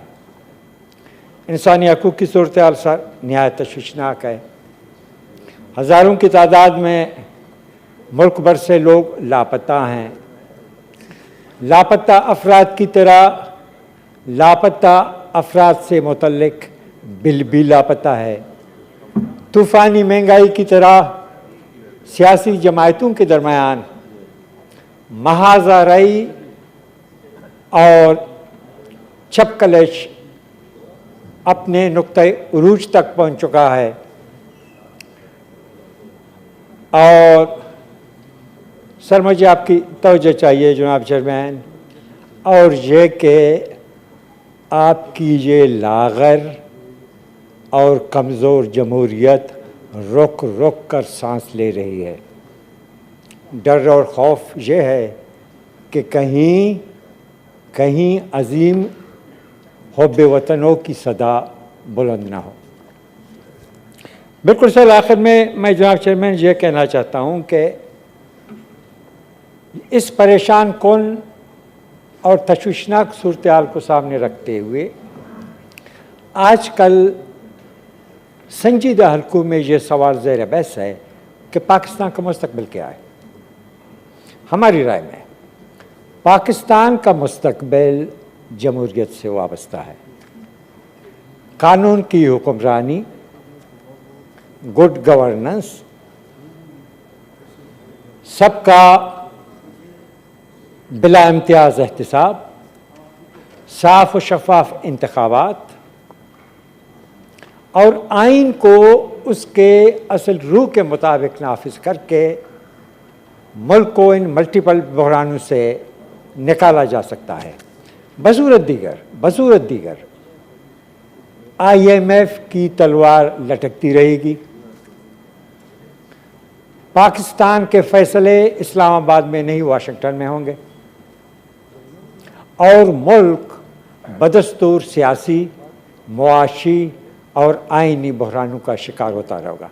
द लास्ट थिंग जनाब chairman I would like to say वो ये कि इस सर तारीख़ी मौके पर, इस यादगार मौके पर 3 सेनेटर्स जो अब इस दुनिया में नहीं रहे, मीर आसिफ खान बिजंजो, लाला उस्मान काकड़, मुशाहिदुल्लाह खान की कमी बहुत महसूस हो रही है। उनकी खदमात को हमेशा याद रखा जाए। Thank you sir.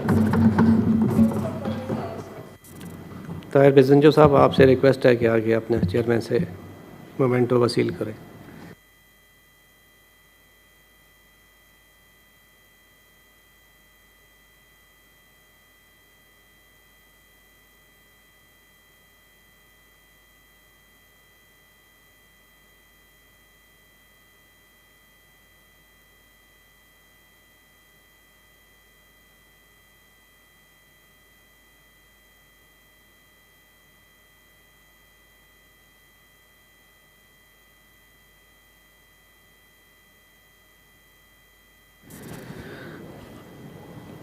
अभी मैं गुजारिश करता हूँ फॉर्मर सेनेटर जनाब जायद खान साहब से, और मुझे पता है वो टाइम का बड़ा ख्याल रखते हैं। थैंक यू जी। बहुत मेहरबानी चेयरमैन साहब, शुक्रिया। आज चेयरमैन साहब हम जो खुशी का दिन मना रहे हैं 50 साल का इस पार्लियामेंट का और इस आइन का, मेरे ख्याल में जितने ज़ख्मी आइन को मिले हैं और जितने ज़ख्मी इस पार्लियामेंट को मिले इस 50 साल में, शायद दुनिया में किसी को इतना ज़ख्म न मिला हो।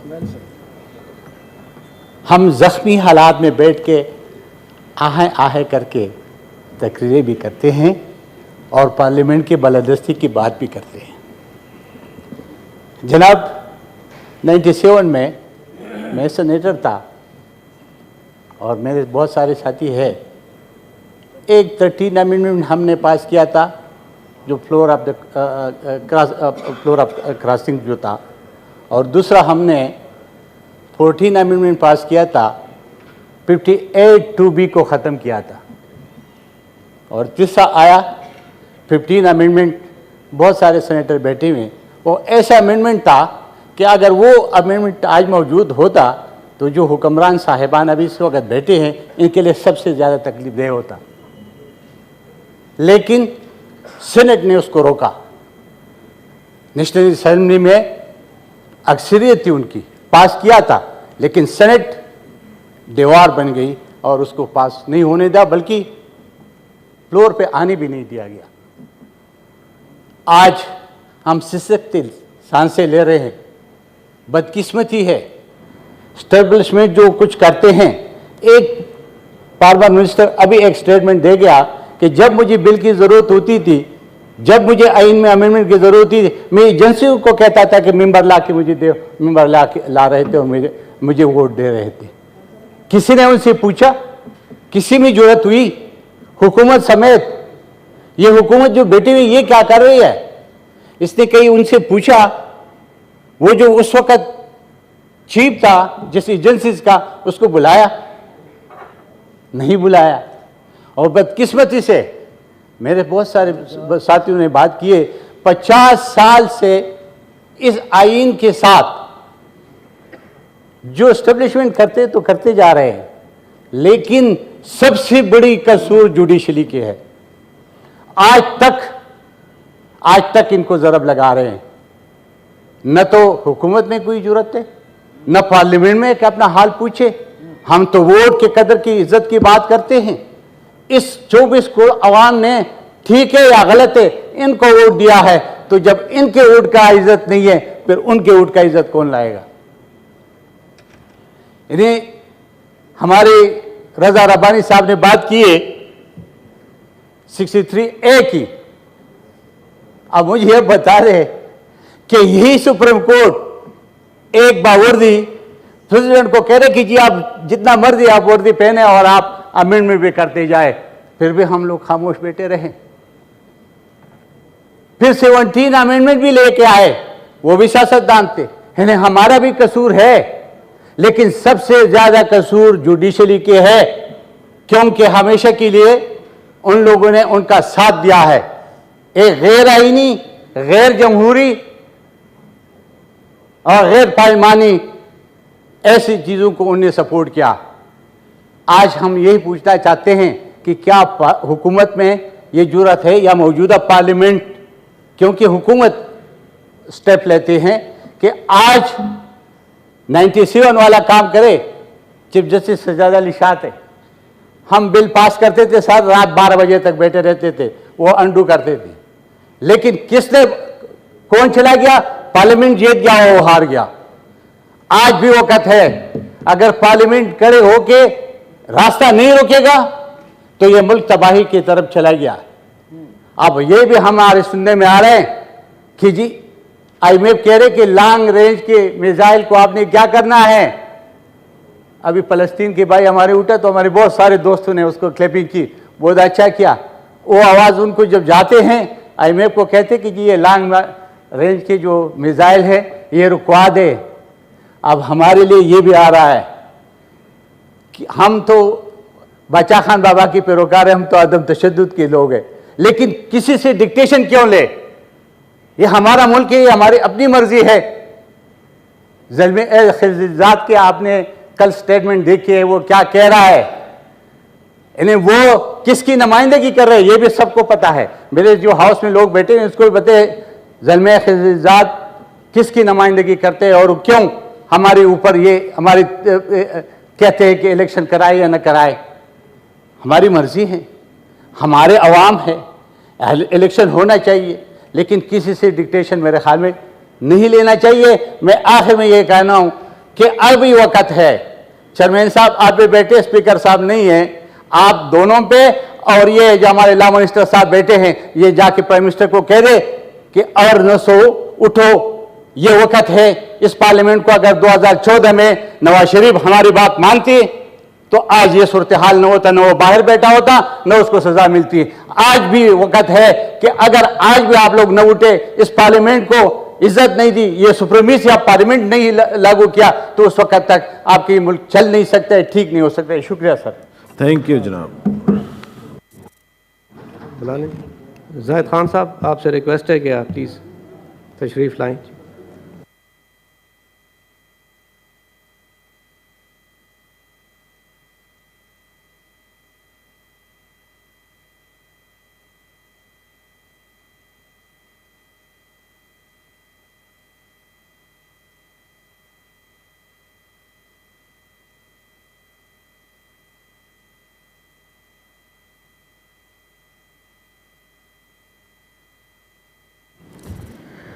मोहतरम जनाब सेनेटर सरफराज बुकटी साहब, इस साइड से भी मैंने कहा, अपोजिशन साइड के जो बैठे हैं। शुक्रिया जनाब चेयरमैन, सबसे पहले तो आपको बहुत मुबारक हो और हम आपके शुक्रगुजार हैं कि आपने ये जो हमारी गोल्डन जुबली तकरीबात हैं और जो हमारी एक्सेलेंसीज, डिग्निटरीज, एक्स सेनेटर्स आए हुए हैं उनको भी वेलकम करते हैं। जनाब chairman, house of federation, senate of Pakistan, इसका जो ब्रेन चाइल्ड है, जिस बुनियाद पे इसकी तश्कील हुई है, मैं समझता हूं कि वो तश्कील जो लेस डेवलप्ड एरियाज हैं, जो डिप्राइव्ड हैं, जो सेंस ऑफ डेप्रिवेशन है, उसको मद्देनज़र रख के ये इदारे की तश्कील हुई थी। लेकिन बदकिस्मती से मिजरेबली हम लोग फेल हुए हैं उस कॉन्सेप्ट को आगे बढ़ाने में। सुप्रीमेसी ऑफ पार्लियामेंट, जिसकी तमाम दोस्त बात कर रहे हैं, अजीब बात है जनाब चेयरमैन। अकाउंटेबिलिटी होती है, जज की अकाउंटेबिलिटी जज करता है, जनरल की अकाउंटेबिलिटी जनरल करता है, ब्यूरोक्रेट की अकाउंटेबिलिटी ब्यूरोक्रेट करता है, लेकिन हमारी अकाउंटेबिलिटी कोई हमारा ही मुलाजिम करता है। सुप्रीमेसी तब होगी कि सबसे पहले जब हम अपनी करप्ट प्रैक्टिसेस खत्म करेंगे, और हम अपनी करप्ट प्रैक्टिसेस खत्म करने के बाद इन तमाम लोगों की अकाउंटेबिलिटी جب یہ پارلیمنٹ کرے گی، پارلیمنٹ تب سپریم ہوگی، تب پارلیمنٹ جو ہے وہ اپنے آپ کو اسرٹ کرے گی اور اس میں جو سپریمیسی ہے اس کا عنصر آئے گا۔ جناب چیئرمین، یہ ایک واحد ادارہ ہے جہاں پر پاکستان کے جتنے بھی اقوام ہیں یا جتنے بھی ہمارے صوبے ہیں وہ آ کے اپنے آپ کو کمفرٹیبل فیل کرتے ہیں۔ کمفرٹیبل اس سینس میں فیل کرتے ہیں کہ یہاں پر تمام کی برابر نمائندگی ہے۔ لیکن جناب چیئرمین، صرف اس بلڈنگ کا ہونا یا صرف ہمارا یہاں پر بیٹھنا، یہ اس کے لیے کوئی آبجیکٹو ڈبیٹ ہونی چاہیے۔ اس پارلیمنٹ میں آبجیکٹو ڈبیٹ ہونی چاہیے کہ ہم کیوں 50 سال میں جو اس کا مرز وجود میں آنا تھا، ہم اس میں کیوں ناکام ہوئے ہیں۔ اور آج کی جو سچویشن ہے جہاں پر بری طریقے سے بڑی جماعتیں، ہم تو چھوٹے صوبوں کی چھوٹی جماعتیں ہیں، جو جیتا ہے اس کے ساتھ ہے، بدقسمتی سے جو بڑی جماعتیں ہیں ان کی لڑائی ہے، اس لڑائی کو اس پارلیمنٹ میں آ کے حل کریں، اس پر آبجیکٹو ڈبیٹ کر کے اس کو یہاں پر حل کرنے کی کوشش کریں۔ خدا نہ خواستہ دیر نہ ہو جائے، خدا نہ خواستہ ایک دفعہ پھر اس پارلیمنٹ کو سسپینشن کی صورت نظر نہ آ رہی ہو، کیونکہ یہ لڑائی آپ نے لڑنی ہے اور ہم دیکھ رہے ہیں پچھلے کئی سالوں سے، کبھی وہ جماعت لڑ رہی ہے آپس میں، کبھی وہ لڑ رہی ہے۔ جناب چیئرمین، آخر میں ایک بار پھر میں اس چیز پر ایمفسس کر رہا ہوں کہ اس ہاؤس پہ جب تک فسکل پاس، جب تک منی بل پہ اس کے صرف ہم ادھر تجاویز دیتے ہیں۔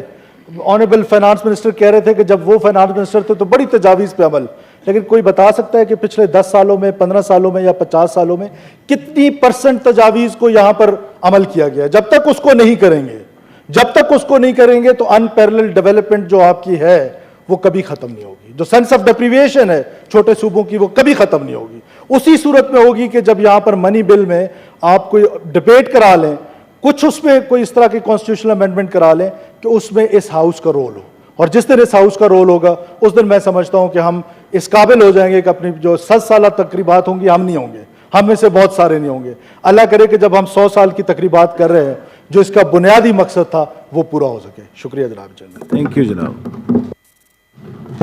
سینیٹر سرفراز بگٹی صاحب، آپ سے ریکویسٹ ہے کہ چیئرمین صاحب سے اپنا مومنٹو حاصل کریں۔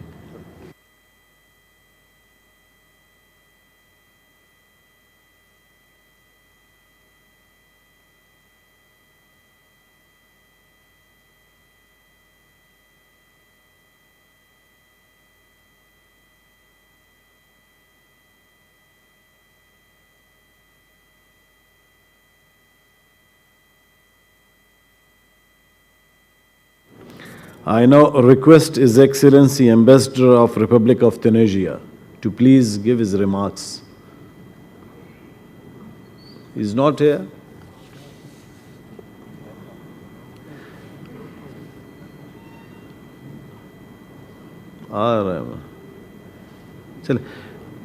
Honorable Senator Mushahid Hussain Sayyed. Meanwhile. Thank you. Bismillah ar-Rahman ar-Rahim.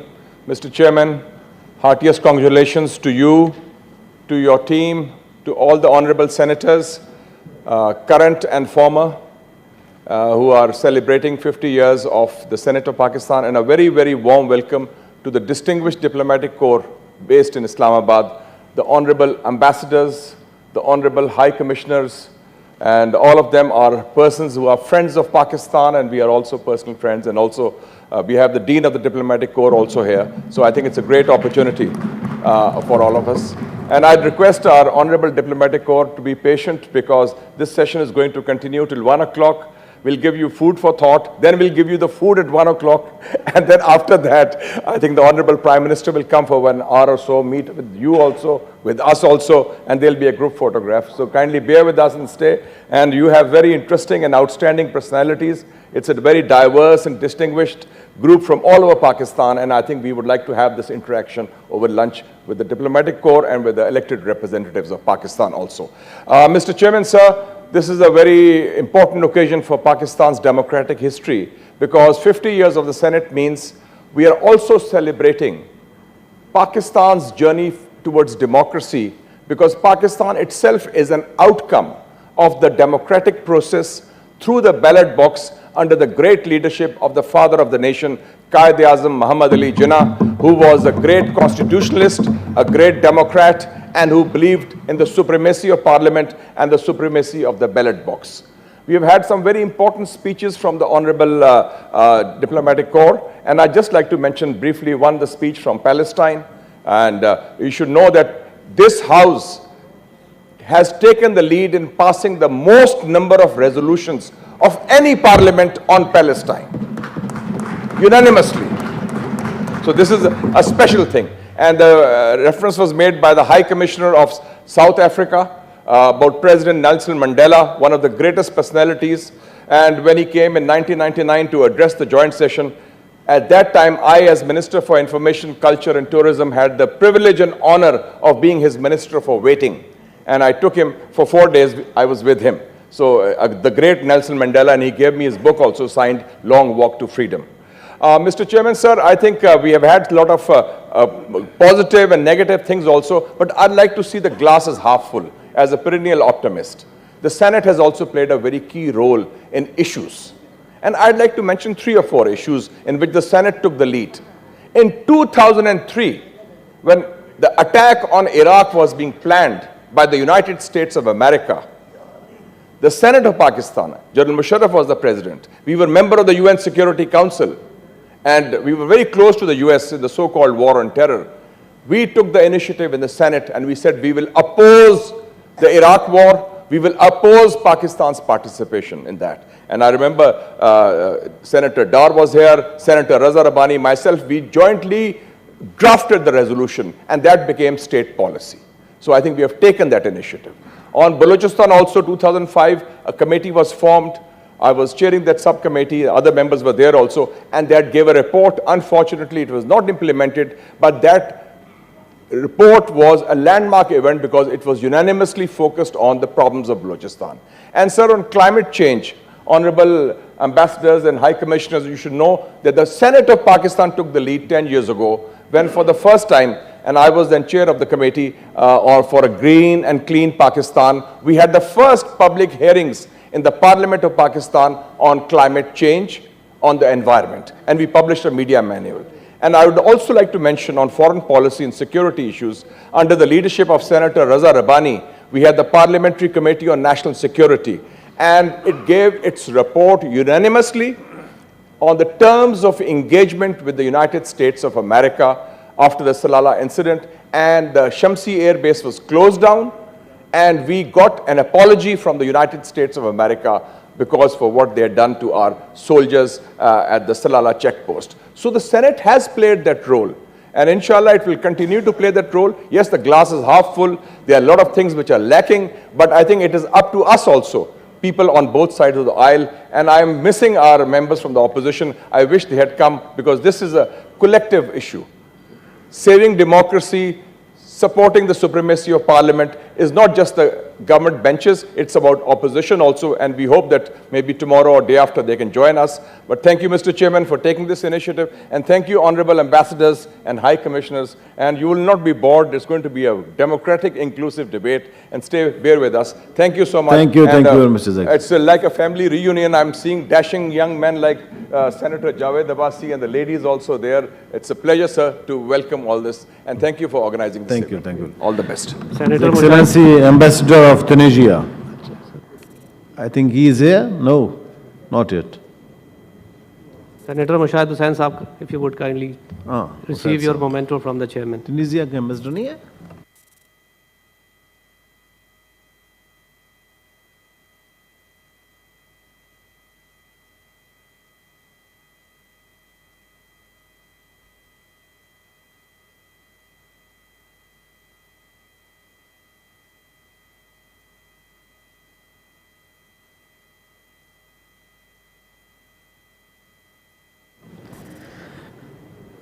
अभी मैं गुजारिश करता हूँ मौलाना अब्दुल गफूर हैदरी साहब से कि वो अपने ख्यालात का इज़हार करें, और मुझे पता है कि वो टाइम का भी ख्याल रखेंगे। जिस तरह आपने ख्याल किया है मेरा,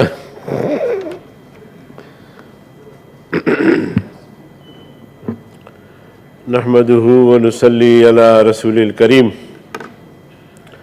اما بعد فاعوذ بالله من الشيطان الرجيم بسم الله الرحمن الرحيم واعتصموا بحبل الله جميعا ولا تفرقوا صدق الله العظيم. شکریہ جناب چیئرمین. سب سے پہلے تو سینٹ کی 50 سالہ گولڈن جوبلی کی انعقاد پر آپ کو، آپ کی پوری ٹیم کو، آپ کی سیکریٹریٹ کو مبارکباد پیش کرتا ہوں کہ آپ نے مروقت سوچا اور ایک اچھا فیصلہ کیا. اور اسی طرح سینٹ کے جو سابق ممبران ہیں، موجودہ ممبران ہیں، ان کو بھی اس تقریب کے انعقاد سے مبارکباد پیش کرتا ہوں کہ آج ہم سینٹ کے 50 سالہ خدمات کے حوالے سے بحث کر رہے ہیں، گفتگو کر رہے ہیں. میں بیرونی ممالک کے سفراء کرام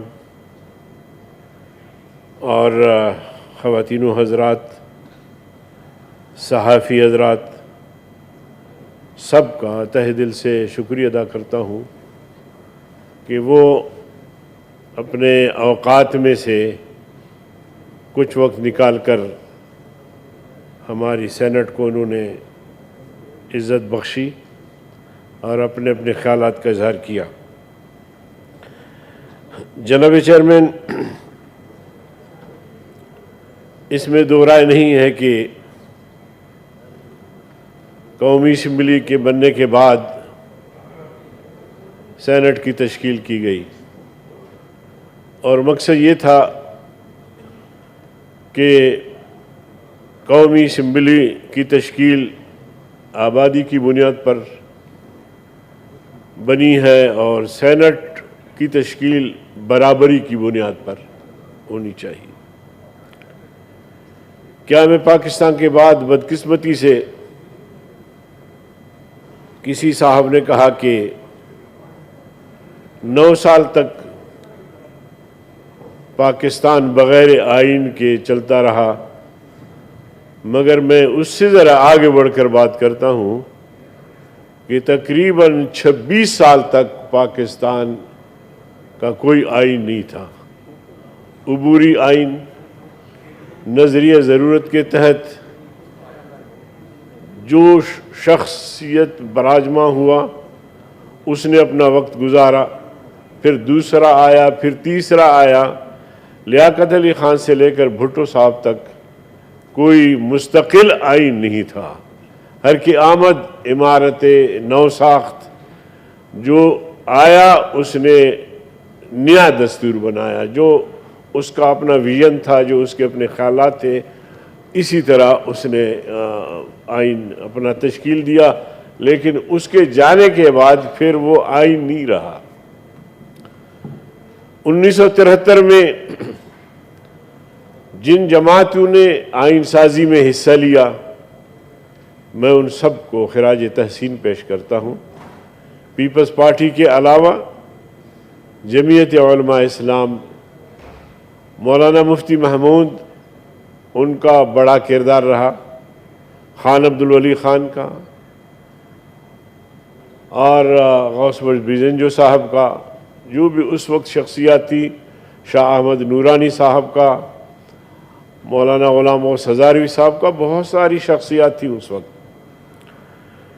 آئین کی تشکیل میں ان کا بڑا کردار رہا. 73 کا آئین سیلابوں اور طوفانوں سے ٹکراتا ہوا بھی اپنے آپ کو برقرار رکھا ہے آج تک. ورنہ 73 سے پہلے جو 26 سال ہمارے گزرے جناب چیئرمین، وہ تاریخ آپ کے سامنے ہے کہ ان کی بنائی ہوئی آئین وہ سیلابوں کا مقابلہ نہیں کر سکا، بلکہ جو بھی شخصیت حکومت پر قابض ہوا اس نے اپنا آئین بنایا. اس آئین نے बड़े बड़े आमिर जाबिर डिक्टेटर उनका मुकाबला किया। किसी ने कहा कि ये तो 2 वर्क है, उसको मैं फाड़ फेंक दूंगा, इसकी क्या हैसियत है। मगर ऐसी शख्सियात ज़मीन बोस हो गए और ये आइन भी है, और हम जो आइन के दिफा करते रहे हम भी जिंदा है। इस आइन की बहाली के लिए, जमहूरी अक़दार की बहाली के लिए, जमहूरियत की बहाली के लिए मैं समझता हूँ बाकी जमातों का कितना किरदार है, लेकिन जमीयत उलमा इस्लाम सफ़ अव्वल में रही है।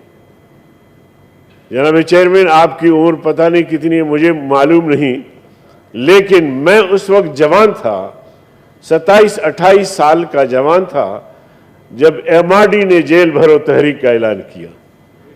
फिर वो जेल भरो तहरीक थी, उसमें हमने जमानतें नहीं करवाई, दूसरे दिन हमने जेल भरो तहरीक का ऐलान किया। फिर क़यादत पीछे नहीं रही, क़यादत सबसे पहले जेल चले गए। हमने इस आइन को बचाने के लिए, जमहूरी इदारों को बचाने के लिए, जमहूरियत की बहाली के लिए, MRD की तहरीक जमहूरियत की बहाली के लिए थी, जेल भरो तहरीक, और हम जैसे कारकुनों ने 1-1 साल जेल बर्दाश्त किया, और वो भी सिब्बी जैसे जेल में। जनाब चेयरमैन, मैं आपको अर्ज रखूं कि मेरा कसूर क्या था।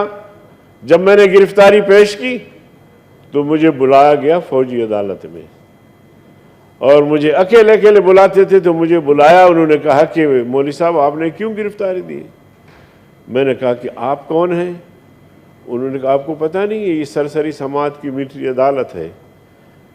तो मैंने अज़राह मजाक कहा, मैंने कहा मिलिट्री और अदालत, अगर मिलिट्री को हम अदालत समझते तो फिर गिरफ्तारी पेश न करते, जेल भरो तहरीक न शुरू करते।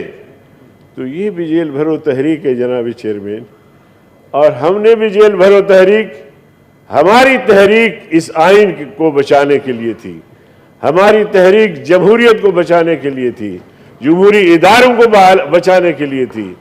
अब ये भी तहरीक है जो आपके सामने है।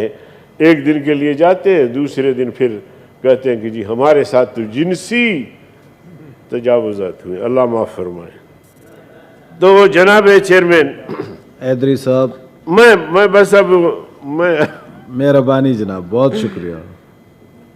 पता है कि अच्छी बात है, आपको पसंद नहीं है, मैं क्या करूं। नहीं, 8 मिनट हो गए, मेरा बस सिर्फ ये, बाकी साथी भी हैं, आपके ही साथी हैं, सारे बोलना चाहते हैं। मैं उससे बाहर निकला नहीं हूँ।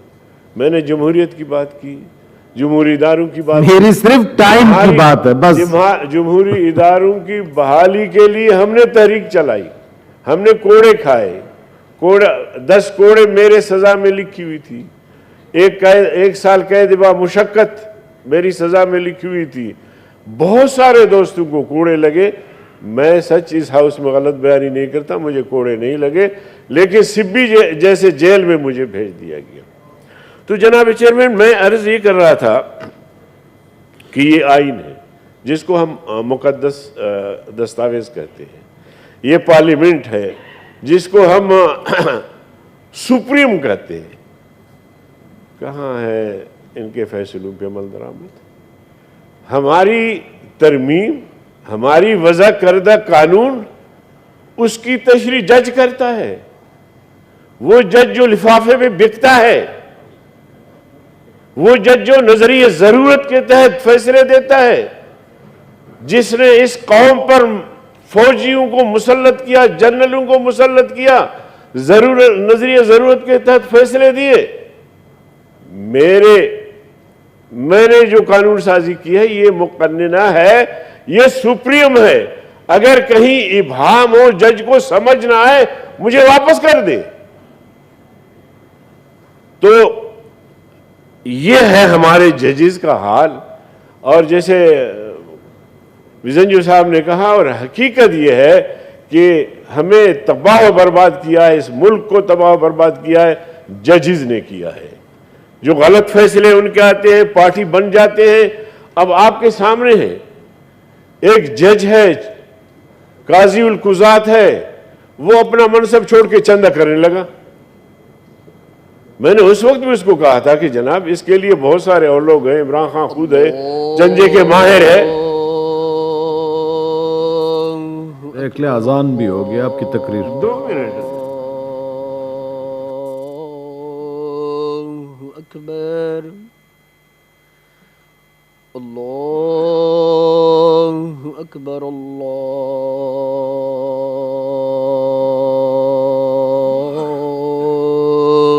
اکبر اشہد ان لا الہ الا اللہ اشہد ان لا الہ الا اللہ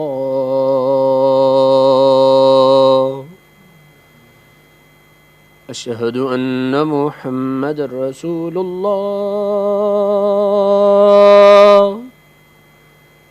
اشہد ان محمد رسول اللہ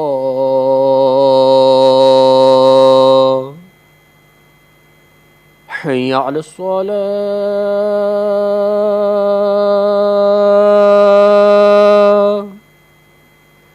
حی علی الصلاة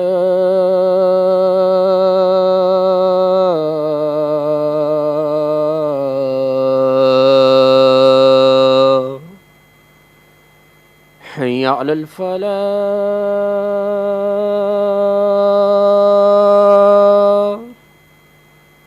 حی علی الفلاح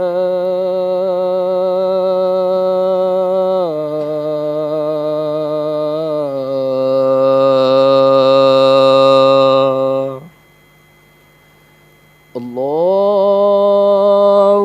اکبر اللہ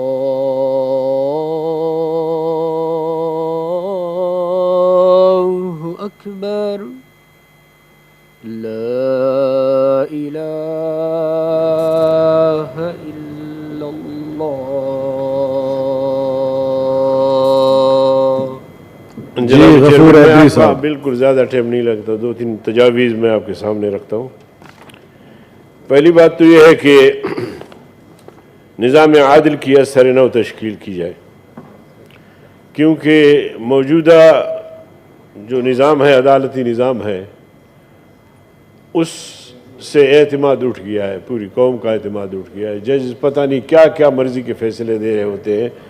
تو نظام عادل کی اثر نو تشکیل کی جائے, نظریہ ضرورت کے تحت فیصلوں پر پابندی لگائی جائے اور اس کے لیے قانون سازی کی جائے, تاکہ نظریہ ضرورت کے تحت کسی ڈکٹیٹر کو ہمیشہ مسلط کرنے کی اجازت نہ دی جائے.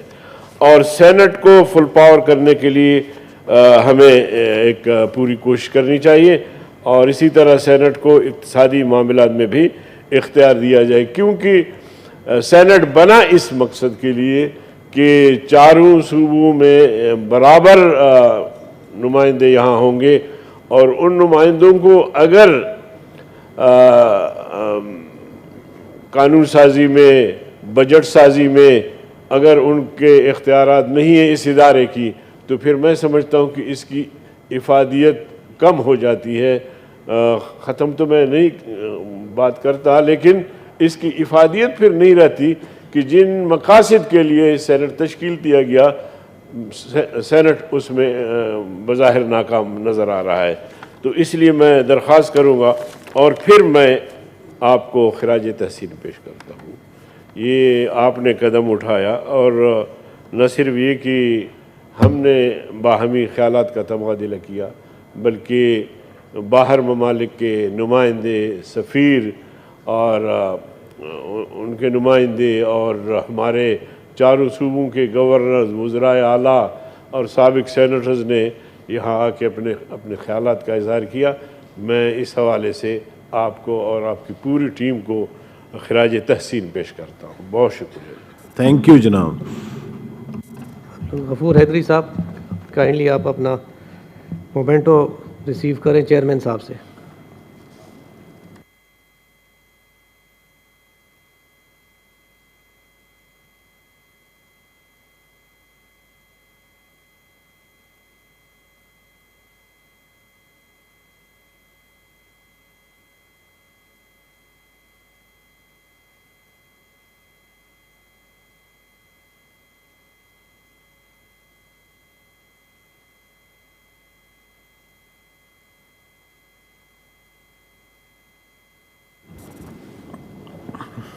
I request His Excellency, the Ambassador of Yemen, to share his views with this august House. Thank you. Thank you very much, Excellency. Bismillahir Rahmanir Rahim. Wa salatu wassalamu ala Muhammadin wa alihi wa sahbihi. Excellency, Chairman of Senate of Pakistan, Excellency, Senators, my dear colleagues, ambassadors and high commissioners, Assalamu alaikum wa rahmatullahi wa barakatuh.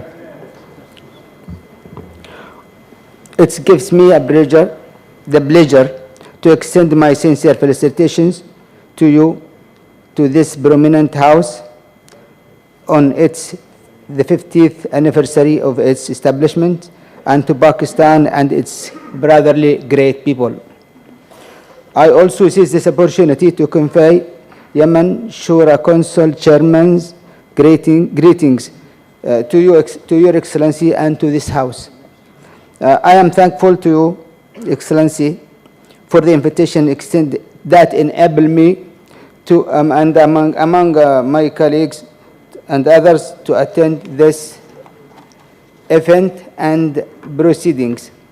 It is a unique experience to be at the Senate of Pakistan and to listen to the distinguished senators and their arguments and thoughts on some vital domestic issues.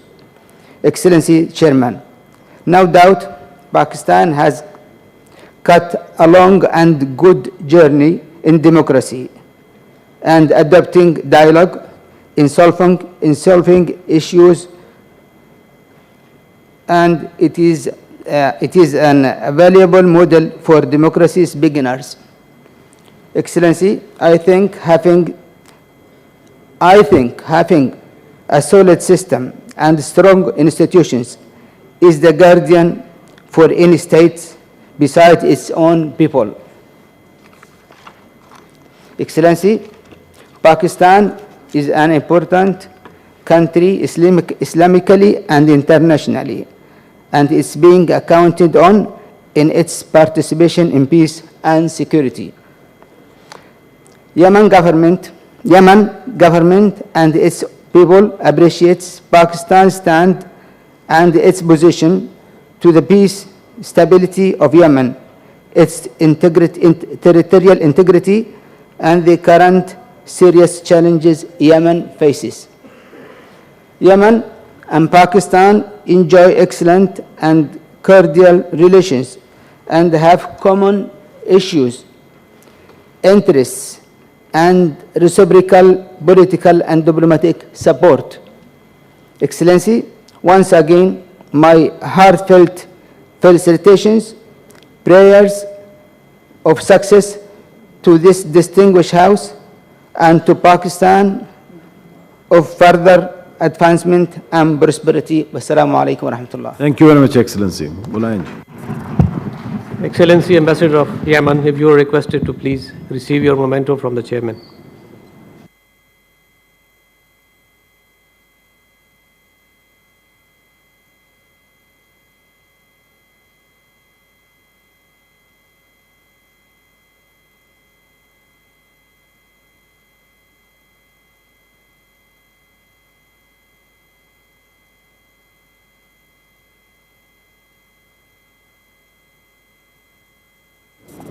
अब मैं गुजारिश करता हूं senator सरदार शफीक तरीन साहब से कि वो अपने ख्यालात का इज़हार करें, और मीनवाइल सेनेटर खोदा बाबर को भी गुजारिश करता हूं कि आके वो कमेटी की मीटिंग को चेयर करें। मैं एक स्पीकर का टेलीफोन है, वो मुबारकबाद दे रहे, उसको सुन के वापस हाउस में आ जाऊँगा।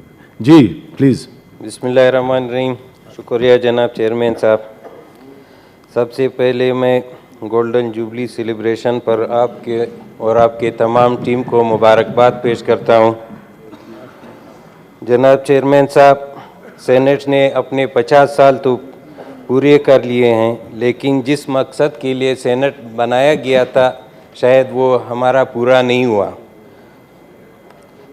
सेनेट में तमाम सूबों की नुमाइंदगी तो मौजूद है, लेकिन हमारे छोटे सूबे अभी तक एहसास महरूमी का शिकार हैं जनाब चेयरमैन, क्योंकि सेनेट को एक साजिश के तहत बेइख्तियार रखा गया है। سینٹ نے بہت سے مسائل حل کیے ہیں جناب چیئرمین صاحب، لیکن بہت سے مسائل حل بھی نہیں ہوئے. بجٹ سے سینٹ کو دور رکھا گیا جناب چیئرمین صاحب، مالیاتی طور پہ بے اختیار بنایا گیا ہے اسے. چیئرمین صاحب، فیڈریشن کو مضبوط کرنے کے لیے سینٹ کو مزید بااختیار بنانے کی ضرورت ہے.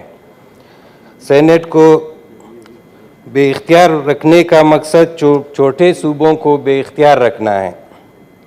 جناب چیئرمین صاحب، ہم تمام سینیٹر کی ذمہ داری بنتی ہے کہ پاکستان میں سینٹ کو بااختیار بنانے کے لیے کام کریں اور اپنی آواز بلند کر لیں، چاہے وہ جس پارٹی سے ہو، اور عوامی مسائل کو اس فلور پہ اجاگر کریں. جناب چیئرمین صاحب، میں اپنی جانب سے تمام موجودہ اور سابقہ سینیٹر صاحبان کو آج کے دن کی مناسبت سے مبارکباد پیش کرتا ہوں، اور جو سینیٹرز آج ہم میں سے نہیں ہیں اور اس وقت ان کو بھی خراج تحسین پیش کرتا ہوں جنہوں نے اپنے وقت میں اس ہاؤس میں اپنا پورا کردار ادا کیا. جناب، آج کے دن کی مناسبت سے ہماری گزارش ہوگی کہ سینٹ کو مزید بااختیار بنایا جائے. شکریہ جناب چیئرمین صاحب.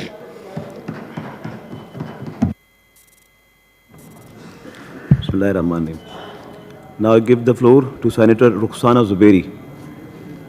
وہ خطاب کر لیں پلیز. یہاں موجود ہیں senator Rukhsana Zubairi.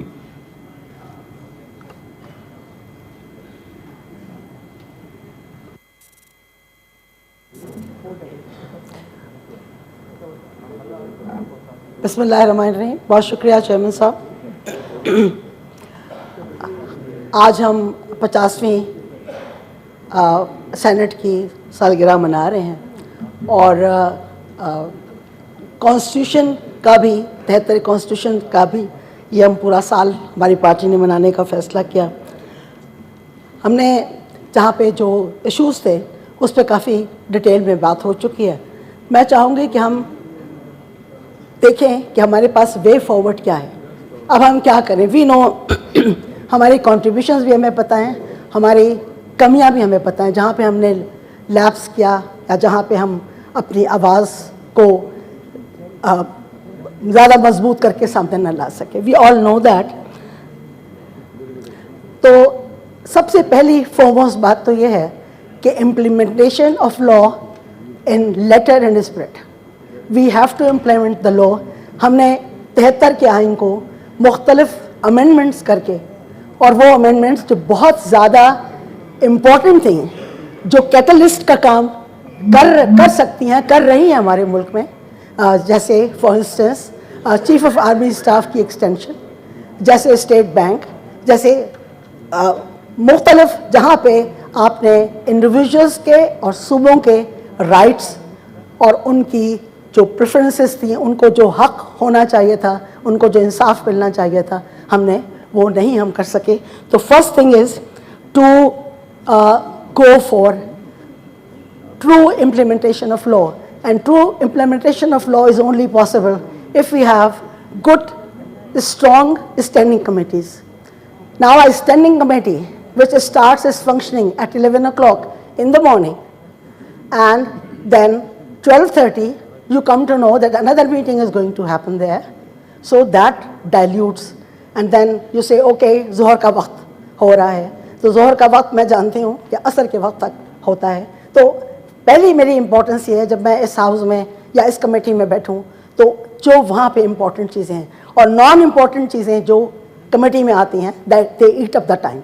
So we really have to be selective in true, what is important to go to the committee, not like just having a big agenda. میں یہاں پہ فرحت اللہ بابر صاحب اور ثنا بلوچ صاحب کی بات کو اپنی آواز ان کے ساتھ ملانا چاہوں گی. میرے خیال میں یہ ہم سب کی آواز ہے کہ ہمیں house of fame and house of shame یہ ہمیں ضرور اسٹیبلش کرنا چاہیے ایز سون ایز پاسبل.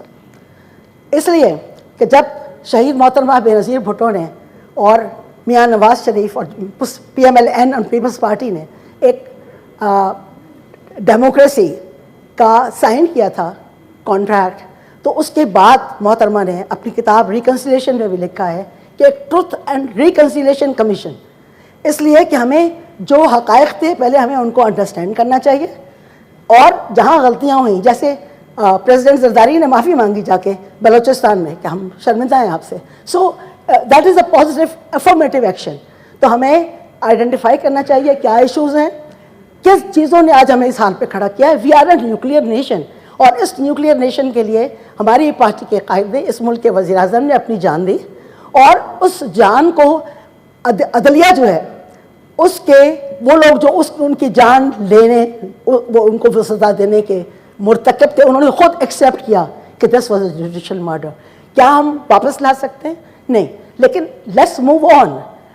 اب اس کو موو کرنے کا جب بھی یہاں کھڑے ہو کے بات ہوتی ہے وہاں پہ ہم سنتے ہیں جی بنگلہ دیش کو الگ کر دیا، ایسٹ پاکستان کو الگ کر دیا. کس نے الگ کیا؟ ہمارے اوپر نام آتا ہے کہ ہم نے الگ کیا. بھائی آپ دیکھیے کہ آپ کے کیا وجوہات تھیں. بنگلہ دیش کی جو رپورٹ تھی Hamood ur Rahman commission report, that report should have been implemented. وہاں پہ جن لوگوں کے کورٹ مارشل کا ریکمنڈیشن تھا ان کو ہم نے بڑے بڑے عہدوں پہ بنایا، جو بعد میں اس قانون کی، اس ملک کی ذلت کا اور اس کی مشکلات کا سبب بنے. تو آئی وڈ سے دیٹ دوسرے میں مراد علی شاہ صاحب کی بات کو یہ انڈورس کرنا چاہتی ہوں اور کہنا چاہتی ہوں کہ یس، سرا نے بھی یہ کہا کہ اس ہاؤس میں چونکہ یہ ہاؤس آف فیڈریشن ہے تو فیڈریٹنگ یونٹس کے جو قیادت ہے، صوبوں کی جو قیادت ہے، ان کو یہاں پہ آ کے اپنے اظہار کرنا چاہیے کیا ایشوز ہیں، جب ہی تسلسل پیدا ہوگا. ورنہ ابھی جو اسٹرکچر ہے یہ ایک ڈائلیوٹڈ اسٹرکچرڈ فریم ورک ہے جس میں ہم ہم آئیں اور رن کریں اور چلے جائیں، ہم سے کوئی آبجیکٹیو نہ مانگے آپ نے اچیو کیا کیا ہے. تو we have to be achievers. So I would say for instance کیا یہ فیکٹ نہیں ہے کہ نیشنل فائنانس کمیشن، کیا یہ فیکٹ نہیں ہے کہ صوبوں کے جو حقوق ہیں اس میں مسائل ہیں، ان کو ٹائم پہ نہیں مل رہا. Why we want to control here. 18th amendment کا مطلب تھا کہ صوبوں کو ٹرانسفر ہو جائیں گے رائٹ سارے. there will be some coordination at the federating units, federation. آج کیا ہے؟ آج ہم نے چھوٹی چھوٹی منسٹریاں بنائی ہوئی ہیں اور ہم یہاں پہ ایک بہت بڑی کیبنٹ، اور ہمارے جو فائنینشیل ایشوز کا سوال ہے وہ بھی اس وجہ سے ہے کہ we have a very heavy administration, very heavy ministry. So we have to go for a major operation. Cosmetic surgery, Chairman Saab, اب نہیں چلے گی. That's my submission. Pakistan, Paindabad. Thank you so much. Thank you. جی former senator Rozina Alam Khan. Thank you جی.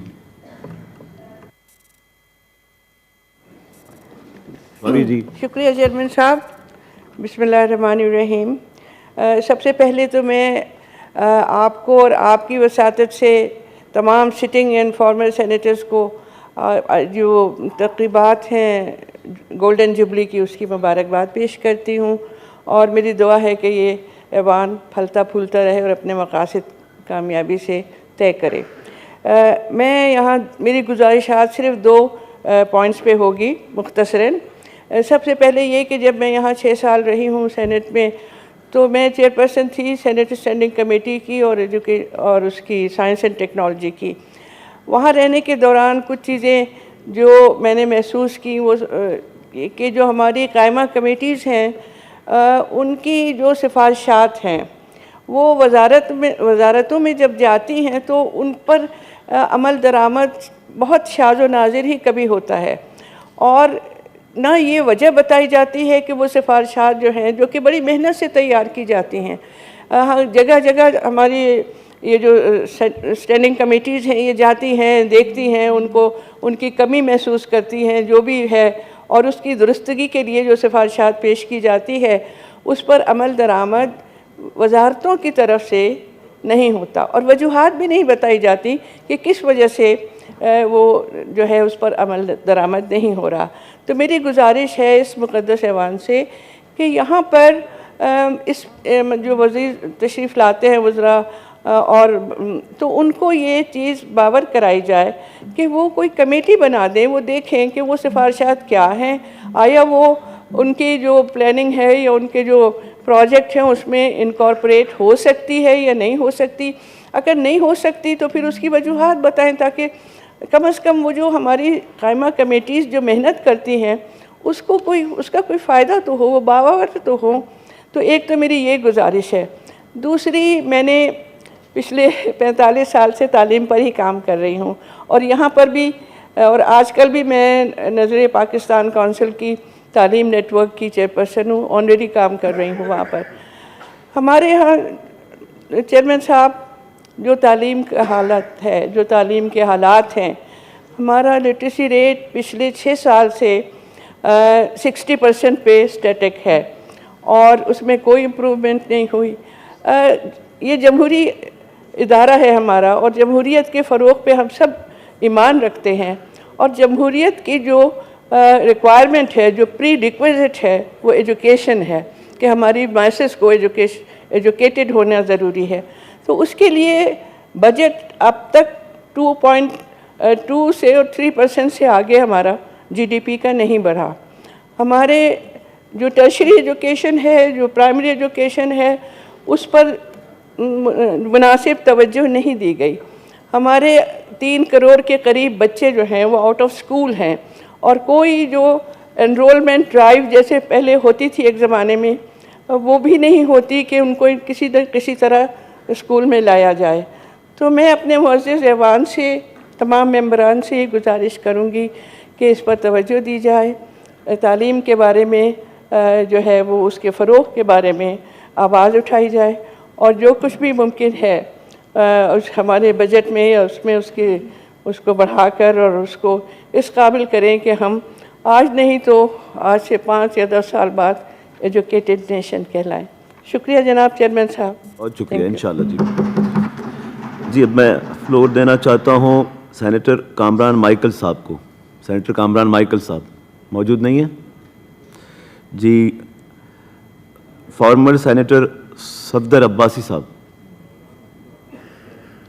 सफदर अब्बासी साहब भी नहीं है। चलिए जी, एम्बेसडर साहब से I now request excellency ambassador of Mauritius to express his views please.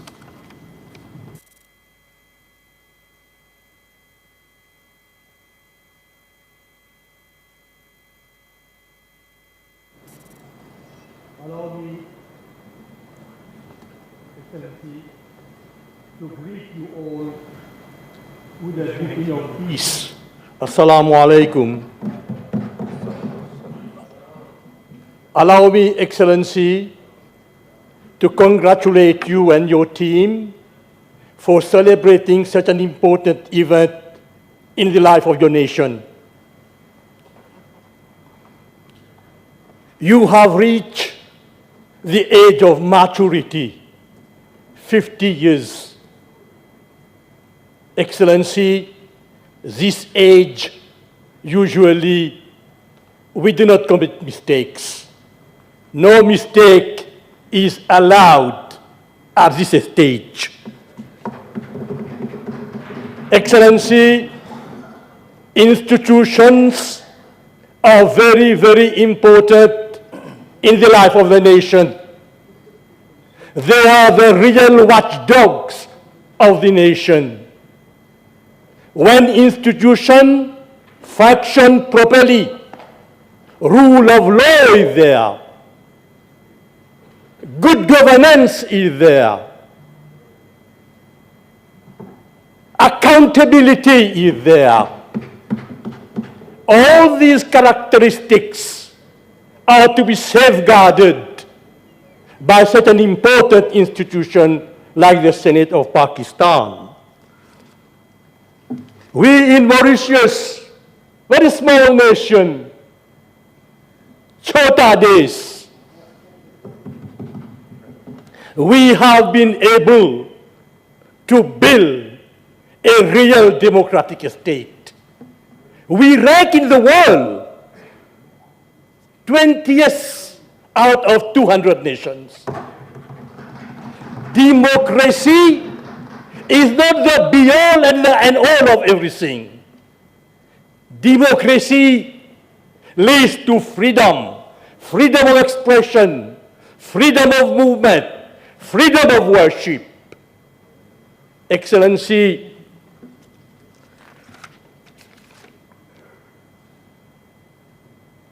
I have been reading something very important, which I'll be sharing with you today. Recently, I have seen 70% of the world population lives under autocracies. Only 30% lives under democracies. So here, Pakistan has a very significant role to play in trying to establish real democracy in the world.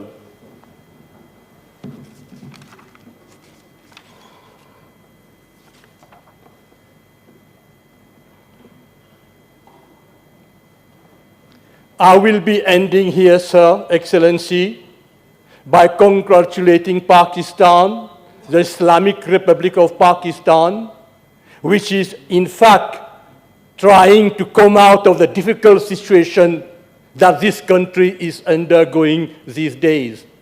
We, a small Mauritius, far from here, located in the middle of the Indian Ocean, building a small nation, working hard to establish peace in the world, we offer to the world a model of peaceful cohabitation.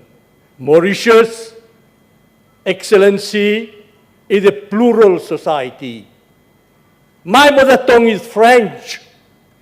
We have been able, through Parliament, we have a unicameral institution, one Parliament, and through our Parliament, we have successfully built a very cohesive society where people of different faith, different cultures, different religion cohabit together, work together, prosper together. We build only bridges. We don't build walls. Thank you, Excellency. Thank you very much, Excellency. Excellency, you look like a senator today. Thank you. So I would request the His Excellency, the Ambassador of Mauritius, to please come and receive a momentum from the Chairman, Senate. Please. इनके बाद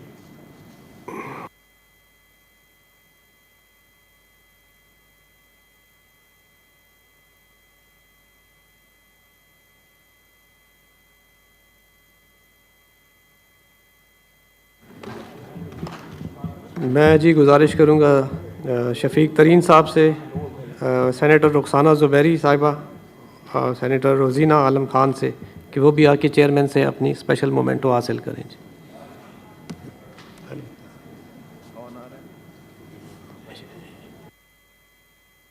madam Rukhsana Zubairi साहिबा।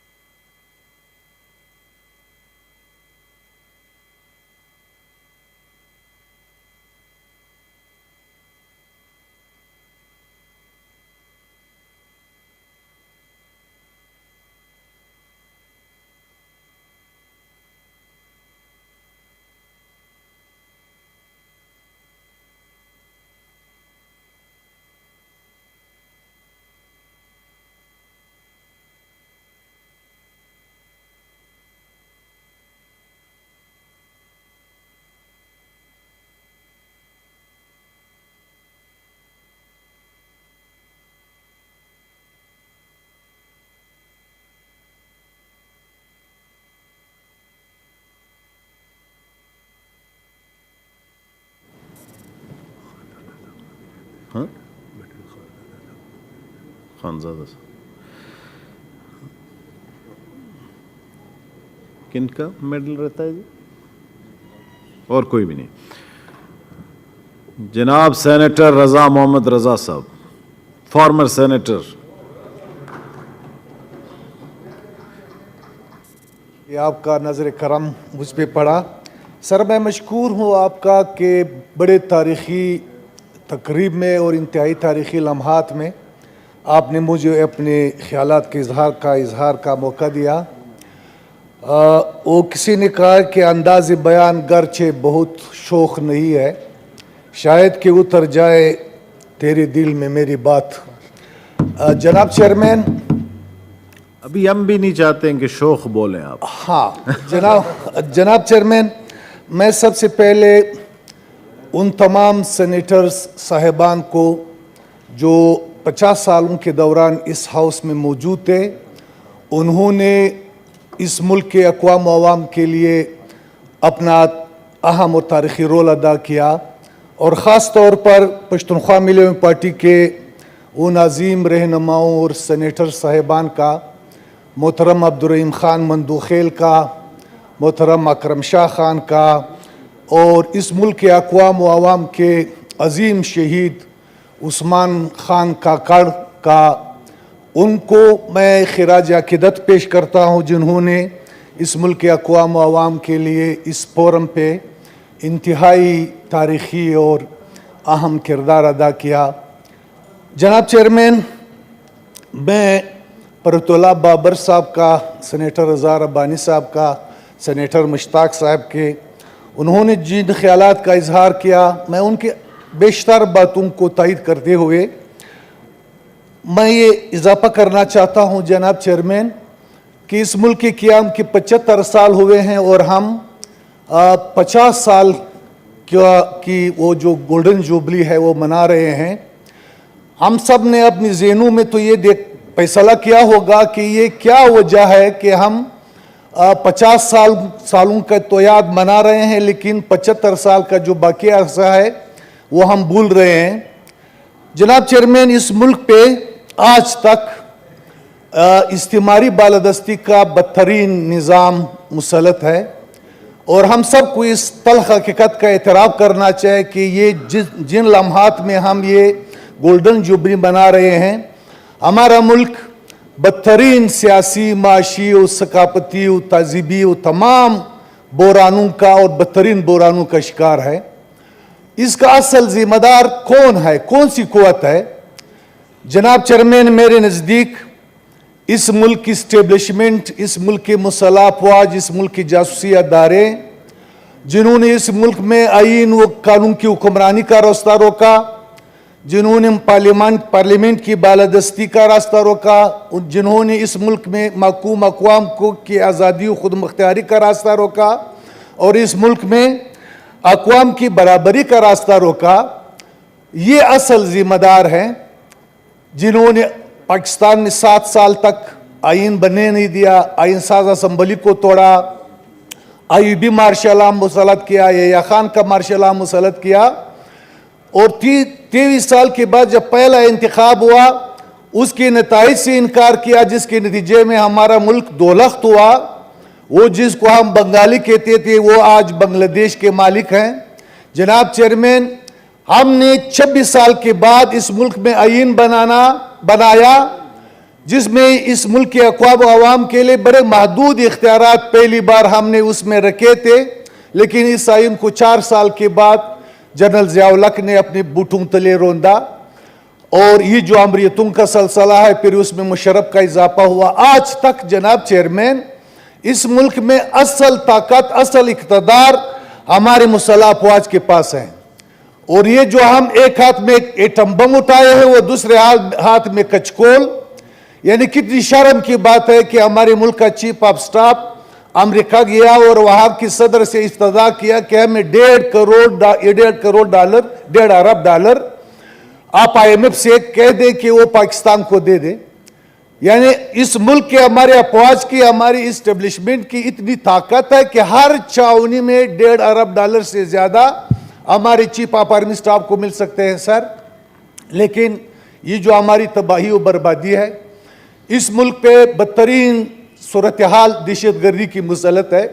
یہ پالیسیاں ہماری establishment نے بنائی ہے. ان پالیسیوں کے نتیجے میں سر ہمارا ہمسایہ ملک جو ہمارا تاریخی وطن ہے پشتون افغان ملت کا، وہ دوزخ بنایا گیا ہے. آج اس ملک کا ملی سٹیٹ بھی نہیں ہے. پشتونخوا وطن پہ بدترین دہشت گردی کی صورتحال مسلط ہے سر. ہمارے لاکھوں لوگ ہر بولا سے لے کر چترال تک یعنی سڑکوں پہ ہیں جو کہتے ہیں کہ ہمیں امن دیا جائے. پشتونخوا وطن کو آپ نے امن سے محروم کیا ہے. بدترین ہماری سر وسائل کا لوٹ مار جاری ہے. ہم اس نتیجے پہ پہنچے ہیں کہ ہم پہ دہشت گردی کی صورتحال اس لیے مسلط کی گئی تھی کہ ہمارے بیش قیمت وسائل کو لوٹا جائے. پشتونخوا وطن کی بھی افغانستان کی بھی. آپ ہر روز 10,000 ٹن سے زیادہ کوئلہ افغانستان سے لا رہے ہیں اور مال غنیمت کے طور پہ. سر ایسے حالات میں ہمارے سینٹ کو آج کی اس تقریب میں ہمارا فیصلہ یہ ہونا چاہیے تھا, تمام سینیٹرز کا مطالبہ یہ ہونا چاہیے تھا کہ اس ایوان کو قومی اسمبلی کے برابر اختیارات دیے جائیں. اس کے سینیٹرز کا انتخاب براہ راست ہونا چاہیے. پاکستان کے آئین میں 4 محکموں کے علاوہ تمام اختیارات قوموں کو حوالے کیے جائیں, لیکن ان تمام یعنی مطالبات کے برعکس ہم آج بھی یہ جرات نہیں کر پا رہے ہیں کہ برملا و شگاف الفاظ میں یہ کہہ سکے کہ پاکستان کی فوجوں کی سائز کو کم کیا جائے. ان پاکستان کے افواج ایک کاروباری فوج بن گئے ہیں سر, ان کے کاروبار پہ پابندی لگایا جائے. پاکستان کے افواج میں قوموں کو مساوی نمائندگی دی جائے. رضا صاحب بہت شکریہ سر. ایک مطالبہ جو میں کروں گا, ہمارے ملی شہید عثمان خان کاکڑ اس فورم کے انتہائی اہم سینیٹر تھے, اس نے بڑا تاریخی رول ادا کیا. ہم اس کے قابل نہ ہو سکے پاکستان کا پارلیمان کہ عثمان خان کی اس وحشیانہ اور دردناک شہادت کی تحقیقات کراتے. اقوام متحدہ نے مطالبہ کیا ہے پاکستان کی حکومت سے کہ عثمان شہید کی قتل کی تحقیقات کی جائے. جب اقوام متحدہ کا مطالبہ ہے تو سینٹ کی اس فورم کو اور پاکستان کی حکومت کو دیکھو, یہاں پی ڈی ایم کی اور حکومت کی اتحادیوں کا وہ جو بھی پارٹیاں شریک ہیں یہ سب عثمان خان کی تاریخی رول کو جانتے ہیں. اس ایوان کو مطالبہ کرنا چاہیے کہ عثمان خان کی تحقیقات کرائی جائیں اور ذمہ دار کو سخت سزا دی جائے. تو شکریہ جناب چیئرمین. آنریبل سینیٹر جام مہتاب حسین ڈہر صاحب سے. میں نے کہا اس سے پہلے کہ جام صاحب کہیں اس طرف دیکھ ہی نہیں رہے. سر کل سے انتظار میں ہیں, شکر ہے کہ آپ نے دیکھ لیا. میری بس صرف اتنی گزارش ہے کہ جو سٹنگ سینیٹرز ہیں میں کہتا ہوں وہ بعد میں بھی بول سکیں گے, جو بھی آئے ہیں ہمارے فارمر سینیٹرز ان کو زیادہ سے زیادہ موقع دے دیں. آپ کی بڑی مہربانی سر, آپ نے. اور یہ جو سجیشن تھا یہ جناب ہمارے minister of state for law نے دیا تھا, تو اس کو میں رد تو نہیں کر سکتا, ہاؤس بھی چلانا ہے بعد میں. جی سر, آپ کی بڑی مہربانی کہ آپ نے مجھے اس اہم گولڈن جوبلی کے موقع پہ مجھے بات کرنے کا موقع فراہم کیا. سب سے پہلے میں آپ کو اور آپ کی ٹیم کو مبارکباد پیش کرتا ہوں کہ ایک اچھا جو ہے ایونٹ, اور جس میں سب جو ہے سینیٹرز جو پہلے کے تھے جو ابھی سٹنگ ہیں, لیکن پہلے والے بھی تو ہر وقت جو ہے وہ سینیٹر ہی کہلائیں گے. سب سینیٹرز کو بھی میں مبارکباد دوں گا کہ آج ہم سب مل بیٹھ کے جو بھی چیزیں ہیں ہم آپ کے سامنے پیش کر رہے ہیں. سینٹ کی تاریخ آپ نے پہلے دن ہی بتا دیا تھا کہ یہ موروز وجود میں 73 میں آیا. اس کے وجود آنے کے کچھ ضرور کوئی مقاصد تھے, کیا تھے. اس کے لیے ہم اس کی ہسٹری میں جائیں گے کہ پاکستان کی آزادی سے لے کر 1947 سے لے کر 70 تک جو بھی کھلواڑ جو کچھ ہوتا رہا, اس کے نتیجے میں مختلف صوبوں میں مختلف کمیونٹیز میں اتنا ابال پیدا ہوا کہ یہ ایک بم کی شکل اختیار کر گیا تھا. یہ میں خراج تحسین پیش کروں گا 73 میں جو بھی ہمارے تھے, اور ویژنری لیڈر ہمارے شہید ذوالفقار علی بھٹو تھے, جنہوں نے آگ پہ پانی ڈال کے سینٹ بنا کے آگ پہ پانی ڈالا. اور سارا کام جو ہے سینٹ ہے ہی اسی لیے سر. یہاں پہ میں بات کروں گا کہ ہمارے ہاں سینٹ کا جو کام ہے ہم مختلف صوبوں سے یہ ایک ایکول جو ہے ریپرزنٹیشن ہے تو یہ اپنے صوبوں میں بیٹھتے ہیں ان کے جو حالات ہیں ان کے جو ایشوز ہیں وہ یہاں پہ ڈسکس ہونے چاہیے لیکن یہاں پہ جو ہم 2/3 ٹائم ہم ضائع کرتے ہیں اس ایوان کا کہ ہم سارا کچھ جو ہے پوائنٹ اسکورنگ میں لگا دیتے ہیں ہم یہ اپنا ٹائم ہی ویسٹ کرتے ہیں اگر یہ ہمیں ٹائم جو ہے ان چیزوں پہ لگایا جائے کہ صوبوں کے جو حقوق ہیں صوبوں کے جو مسائل ہیں اگر ہم اس ہاؤس میں بیٹھ کے ڈسکس کریں اور قانون سازی کریں میں کہتا ہوں کہ یہ کبھی بھی یہ آگ کے شعلے کسی صوبے میں نہیں بھڑکیں گے یہی سینٹ کا کام ہے کہ یہ آگ پہ پانی کا کام کرے لیکن افسوس سے یہاں پہ سارا کچھ جو ہے ہم ٹائم برباد کر کے اور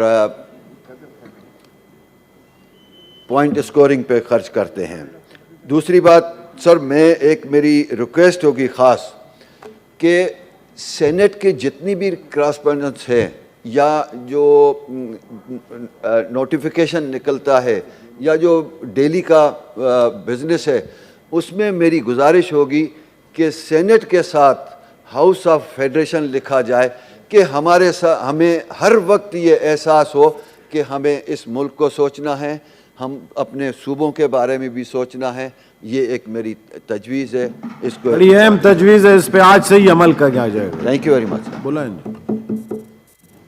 سینیٹر جام مہتاب صاحب کائنڈلی آپ تشریف لائیں چیئرمین صاحب سے اپنا مومنٹو حاصل کریں مین وائل میں ابھی جب گیا تھا تو جبوتی کے اسپیکر نے آپ سب کو مبارکباد دی پورے پاکستانی قوم کو سینٹ کی گولڈن جوبلی پہ وہ کہہ رہا تھا میں آنا چاہتا تھا لیکن اس لیے نہیں آ سکا کیونکہ ان کے ہاں الیکشن ہو رہے ہیں تو کہہ رہا تھا پھر میں انشاءاللہ حاضر ہوں گا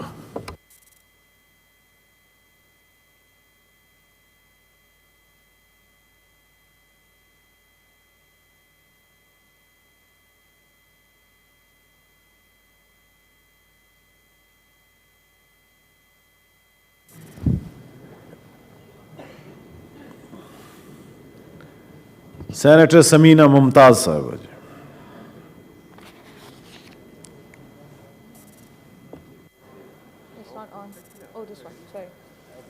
Thank you, Mr. Chairman.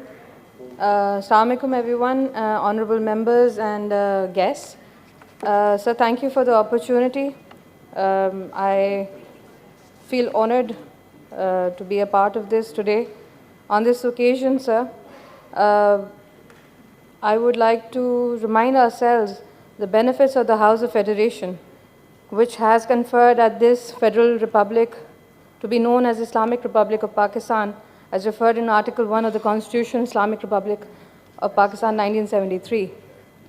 Although different powers are being exercised by an upper house and other federal or unitary forms of government, such as in Italy, Switzerland, and the US, approval of the upper house is required for appointment of the government ministers. For example, in Japan, the upper house is involved in election of the prime minister. Similarly, US Constitution provides that the president may nominate members of the Supreme Court, but the appointment only occurs with the advice and consent of the Senate. Sir, but when we talk about the role of Senate in our country's political context, regardless of the fact that the Constitution of Pakistan does not assign any extraordinary or unique role to the Senate of Pakistan, we find that the Senate has a very important role, and it is much more indigenous and in our constitutional paradigm of national harmony and unity among its federating units under a federal republic. Sir, I'd like to be very precise and submit a few proposals.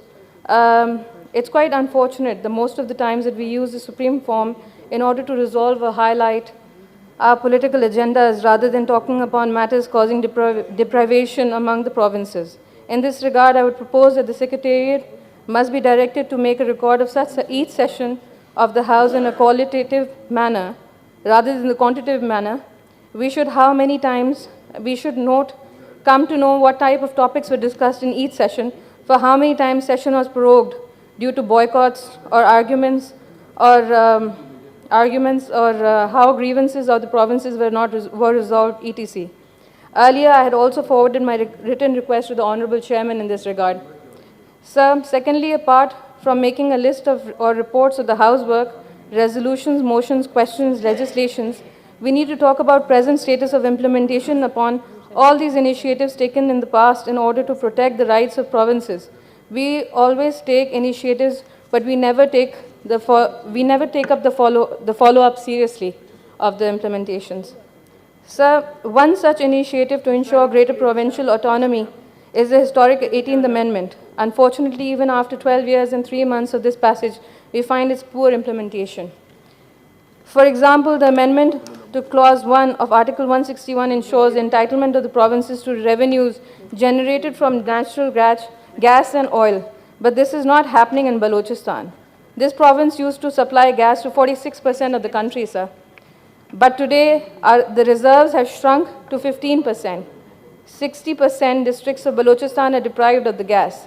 The non-payment of gas royalty of Balochistan is still unresolved. Sir, we need to form an implementation committee on the 18th Amendment. Similarly, Awaaz-e-Hukuk Balochistan package was launched in 2011. Where is its implementation, sir? Sir, in 2021, a Senate implementation committee was formed in this regard, but we could not see any substantial action taken in this regard. Sir, Mr. Chairman, ensuring implementation upon such reforms is the core responsibility of the Senate. Therefore, such reforms should become a part of the legislation so that the government may have mandated to implement these reforms. Making laws for protecting the rights of provinces should be a part of the Senate's mandate. Last but not least, it's my humble proposal to start demonstrating unity and solidarity on the matters of the national and provincial interest at this forum. Since Pakistan is passing through hard times and our nation is already exposed to intolerance, extremism, and many other vices, demonstrating solidarity and peace is the more core responsibility of this House. Members, let us be united, leave political conflicts for the common good of our nation, sir. Thank you once again. Thank you, everyone. Thank you very much. Senators Samina Mumtaz, would you please come over and receive your momentum from the Honorable Chairman.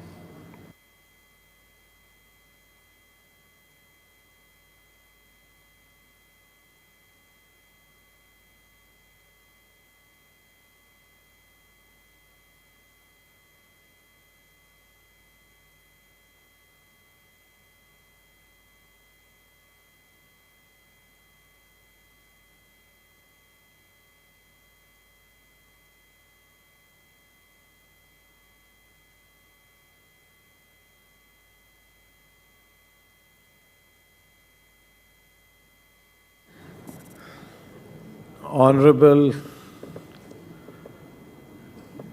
Moroccan Ambassador.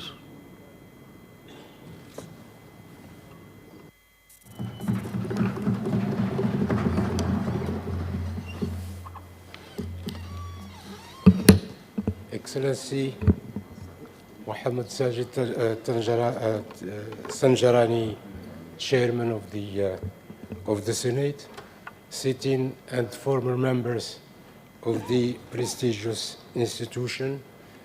I don't want to, my dear colleagues, ambassadors and high commissioners, I don't want to miss this moment to convey to you the heartfelt felicitations of Naam Yara, the chairman of the Upper House of the Kingdom of Morocco, and also the members on this prestigious occasion, the celebration of the Jubilee of the Senate of the Islamic Republic of Pakistan. Your prestigious institution, since its foundation in 1973 until now, plays a key role in the expansion of democracy and the rule of law towards the development and progress of your great nation.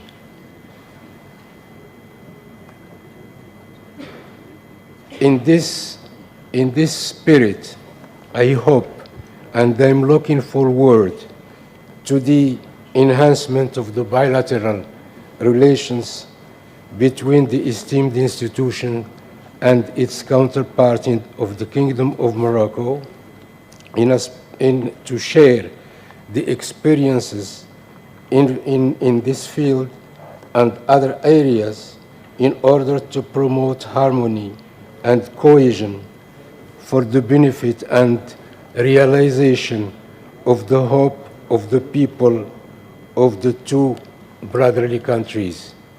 We all understand that the whole globe is going through many challenges: food security, water scarcity, global warming, and many other issues that we have to share our experiences, to be hand in hand, to develop whatever we can to go forward. Last but not least, as always, I can only mention that the Islamic Republic of Pakistan is deeply rooted in the hearts of the people of the Kingdom of Morocco, and Senator Mujahid Hussein can testify on this. While he was visiting Morocco few years ago, and many others, Pakistani, at the starting in the immigration points, and while walking in the kingdom, in the streets of the Kingdom of Morocco, when they introduced themselves as Pakistani, they are received like home. The reason why is because graciously in 1952, the government of Pakistan issued a diplomatic passport to one of our national leaders, Ahmed Balafrish, to defend the cause of the independence of the Kingdom of Morocco at the United Nations from the seat of Pakistan.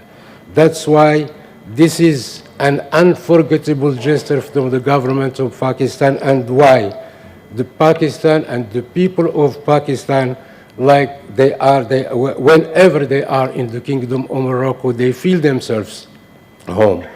Thank you so much in inviting us for this prestigious celebration, hoping for more development and progress, and the progress of the Islamic Republic of Pakistan. Thank you. Thank you, Excellency. Excellency, Ambassador of Morocco, you are requested to receive your momentum from the Honorable Chairman, Senate.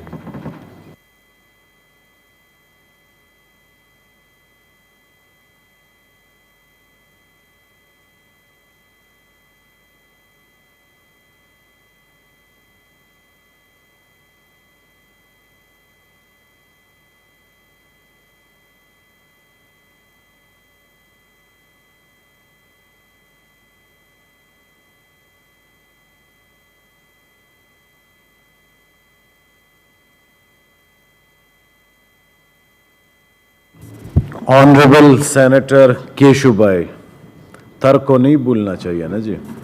Thank you sir, आपने जादू किया था। Thank you सबसे पहले तो senate of Pakistan की golden jubilee मनाने पर चेयरमैन साहब आपकी और आपकी पूरी टीम के हम शुक्रगुजार हैं।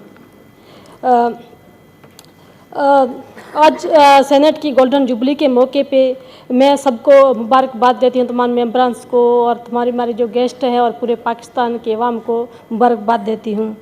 और इस पे मैं अपने कायद शहीद जुल्फ़िकार अली भुट्टो को खराज अकीदत पेश करती हूँ, जिन्होंने पाकिस्तान को एक अजीम आलीशान आइन दिया, और उस आइन के तहत आज हम इस हाउस के नीचे बैठे हैं। चेयरमैन साहब, इस सेनेट ने मुझे मेरी पहचान दी है और मुझे मौका दिया है मुख्तलिफ़ आइन कानून साजी में अपने मौक़िफ़ रखने का और उसमें काम करने का।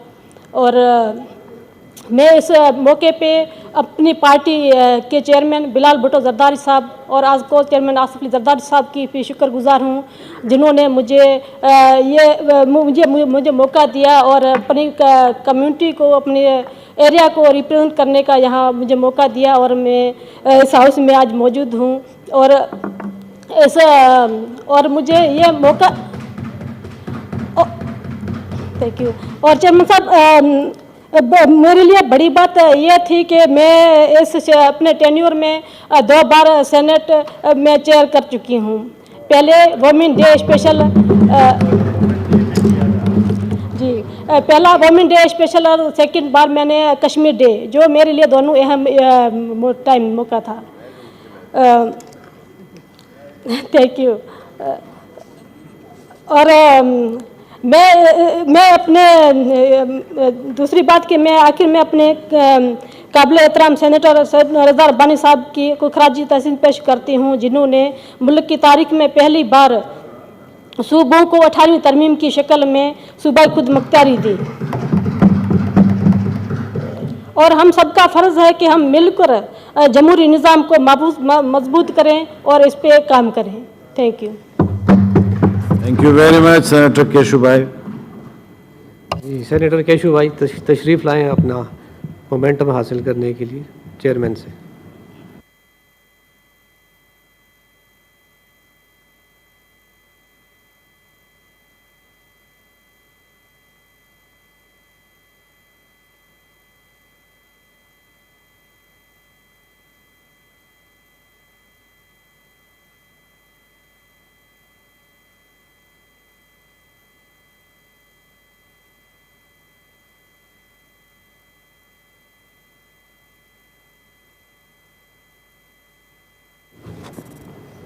Thank you, everyone. The committee of the whole is now adjourned. We'll meet by 2:40 p.m. Thank you. The honorable guests are requested to proceed for lunch at the Senate banquet, and the Senate ushers will escort you to there. Thank you.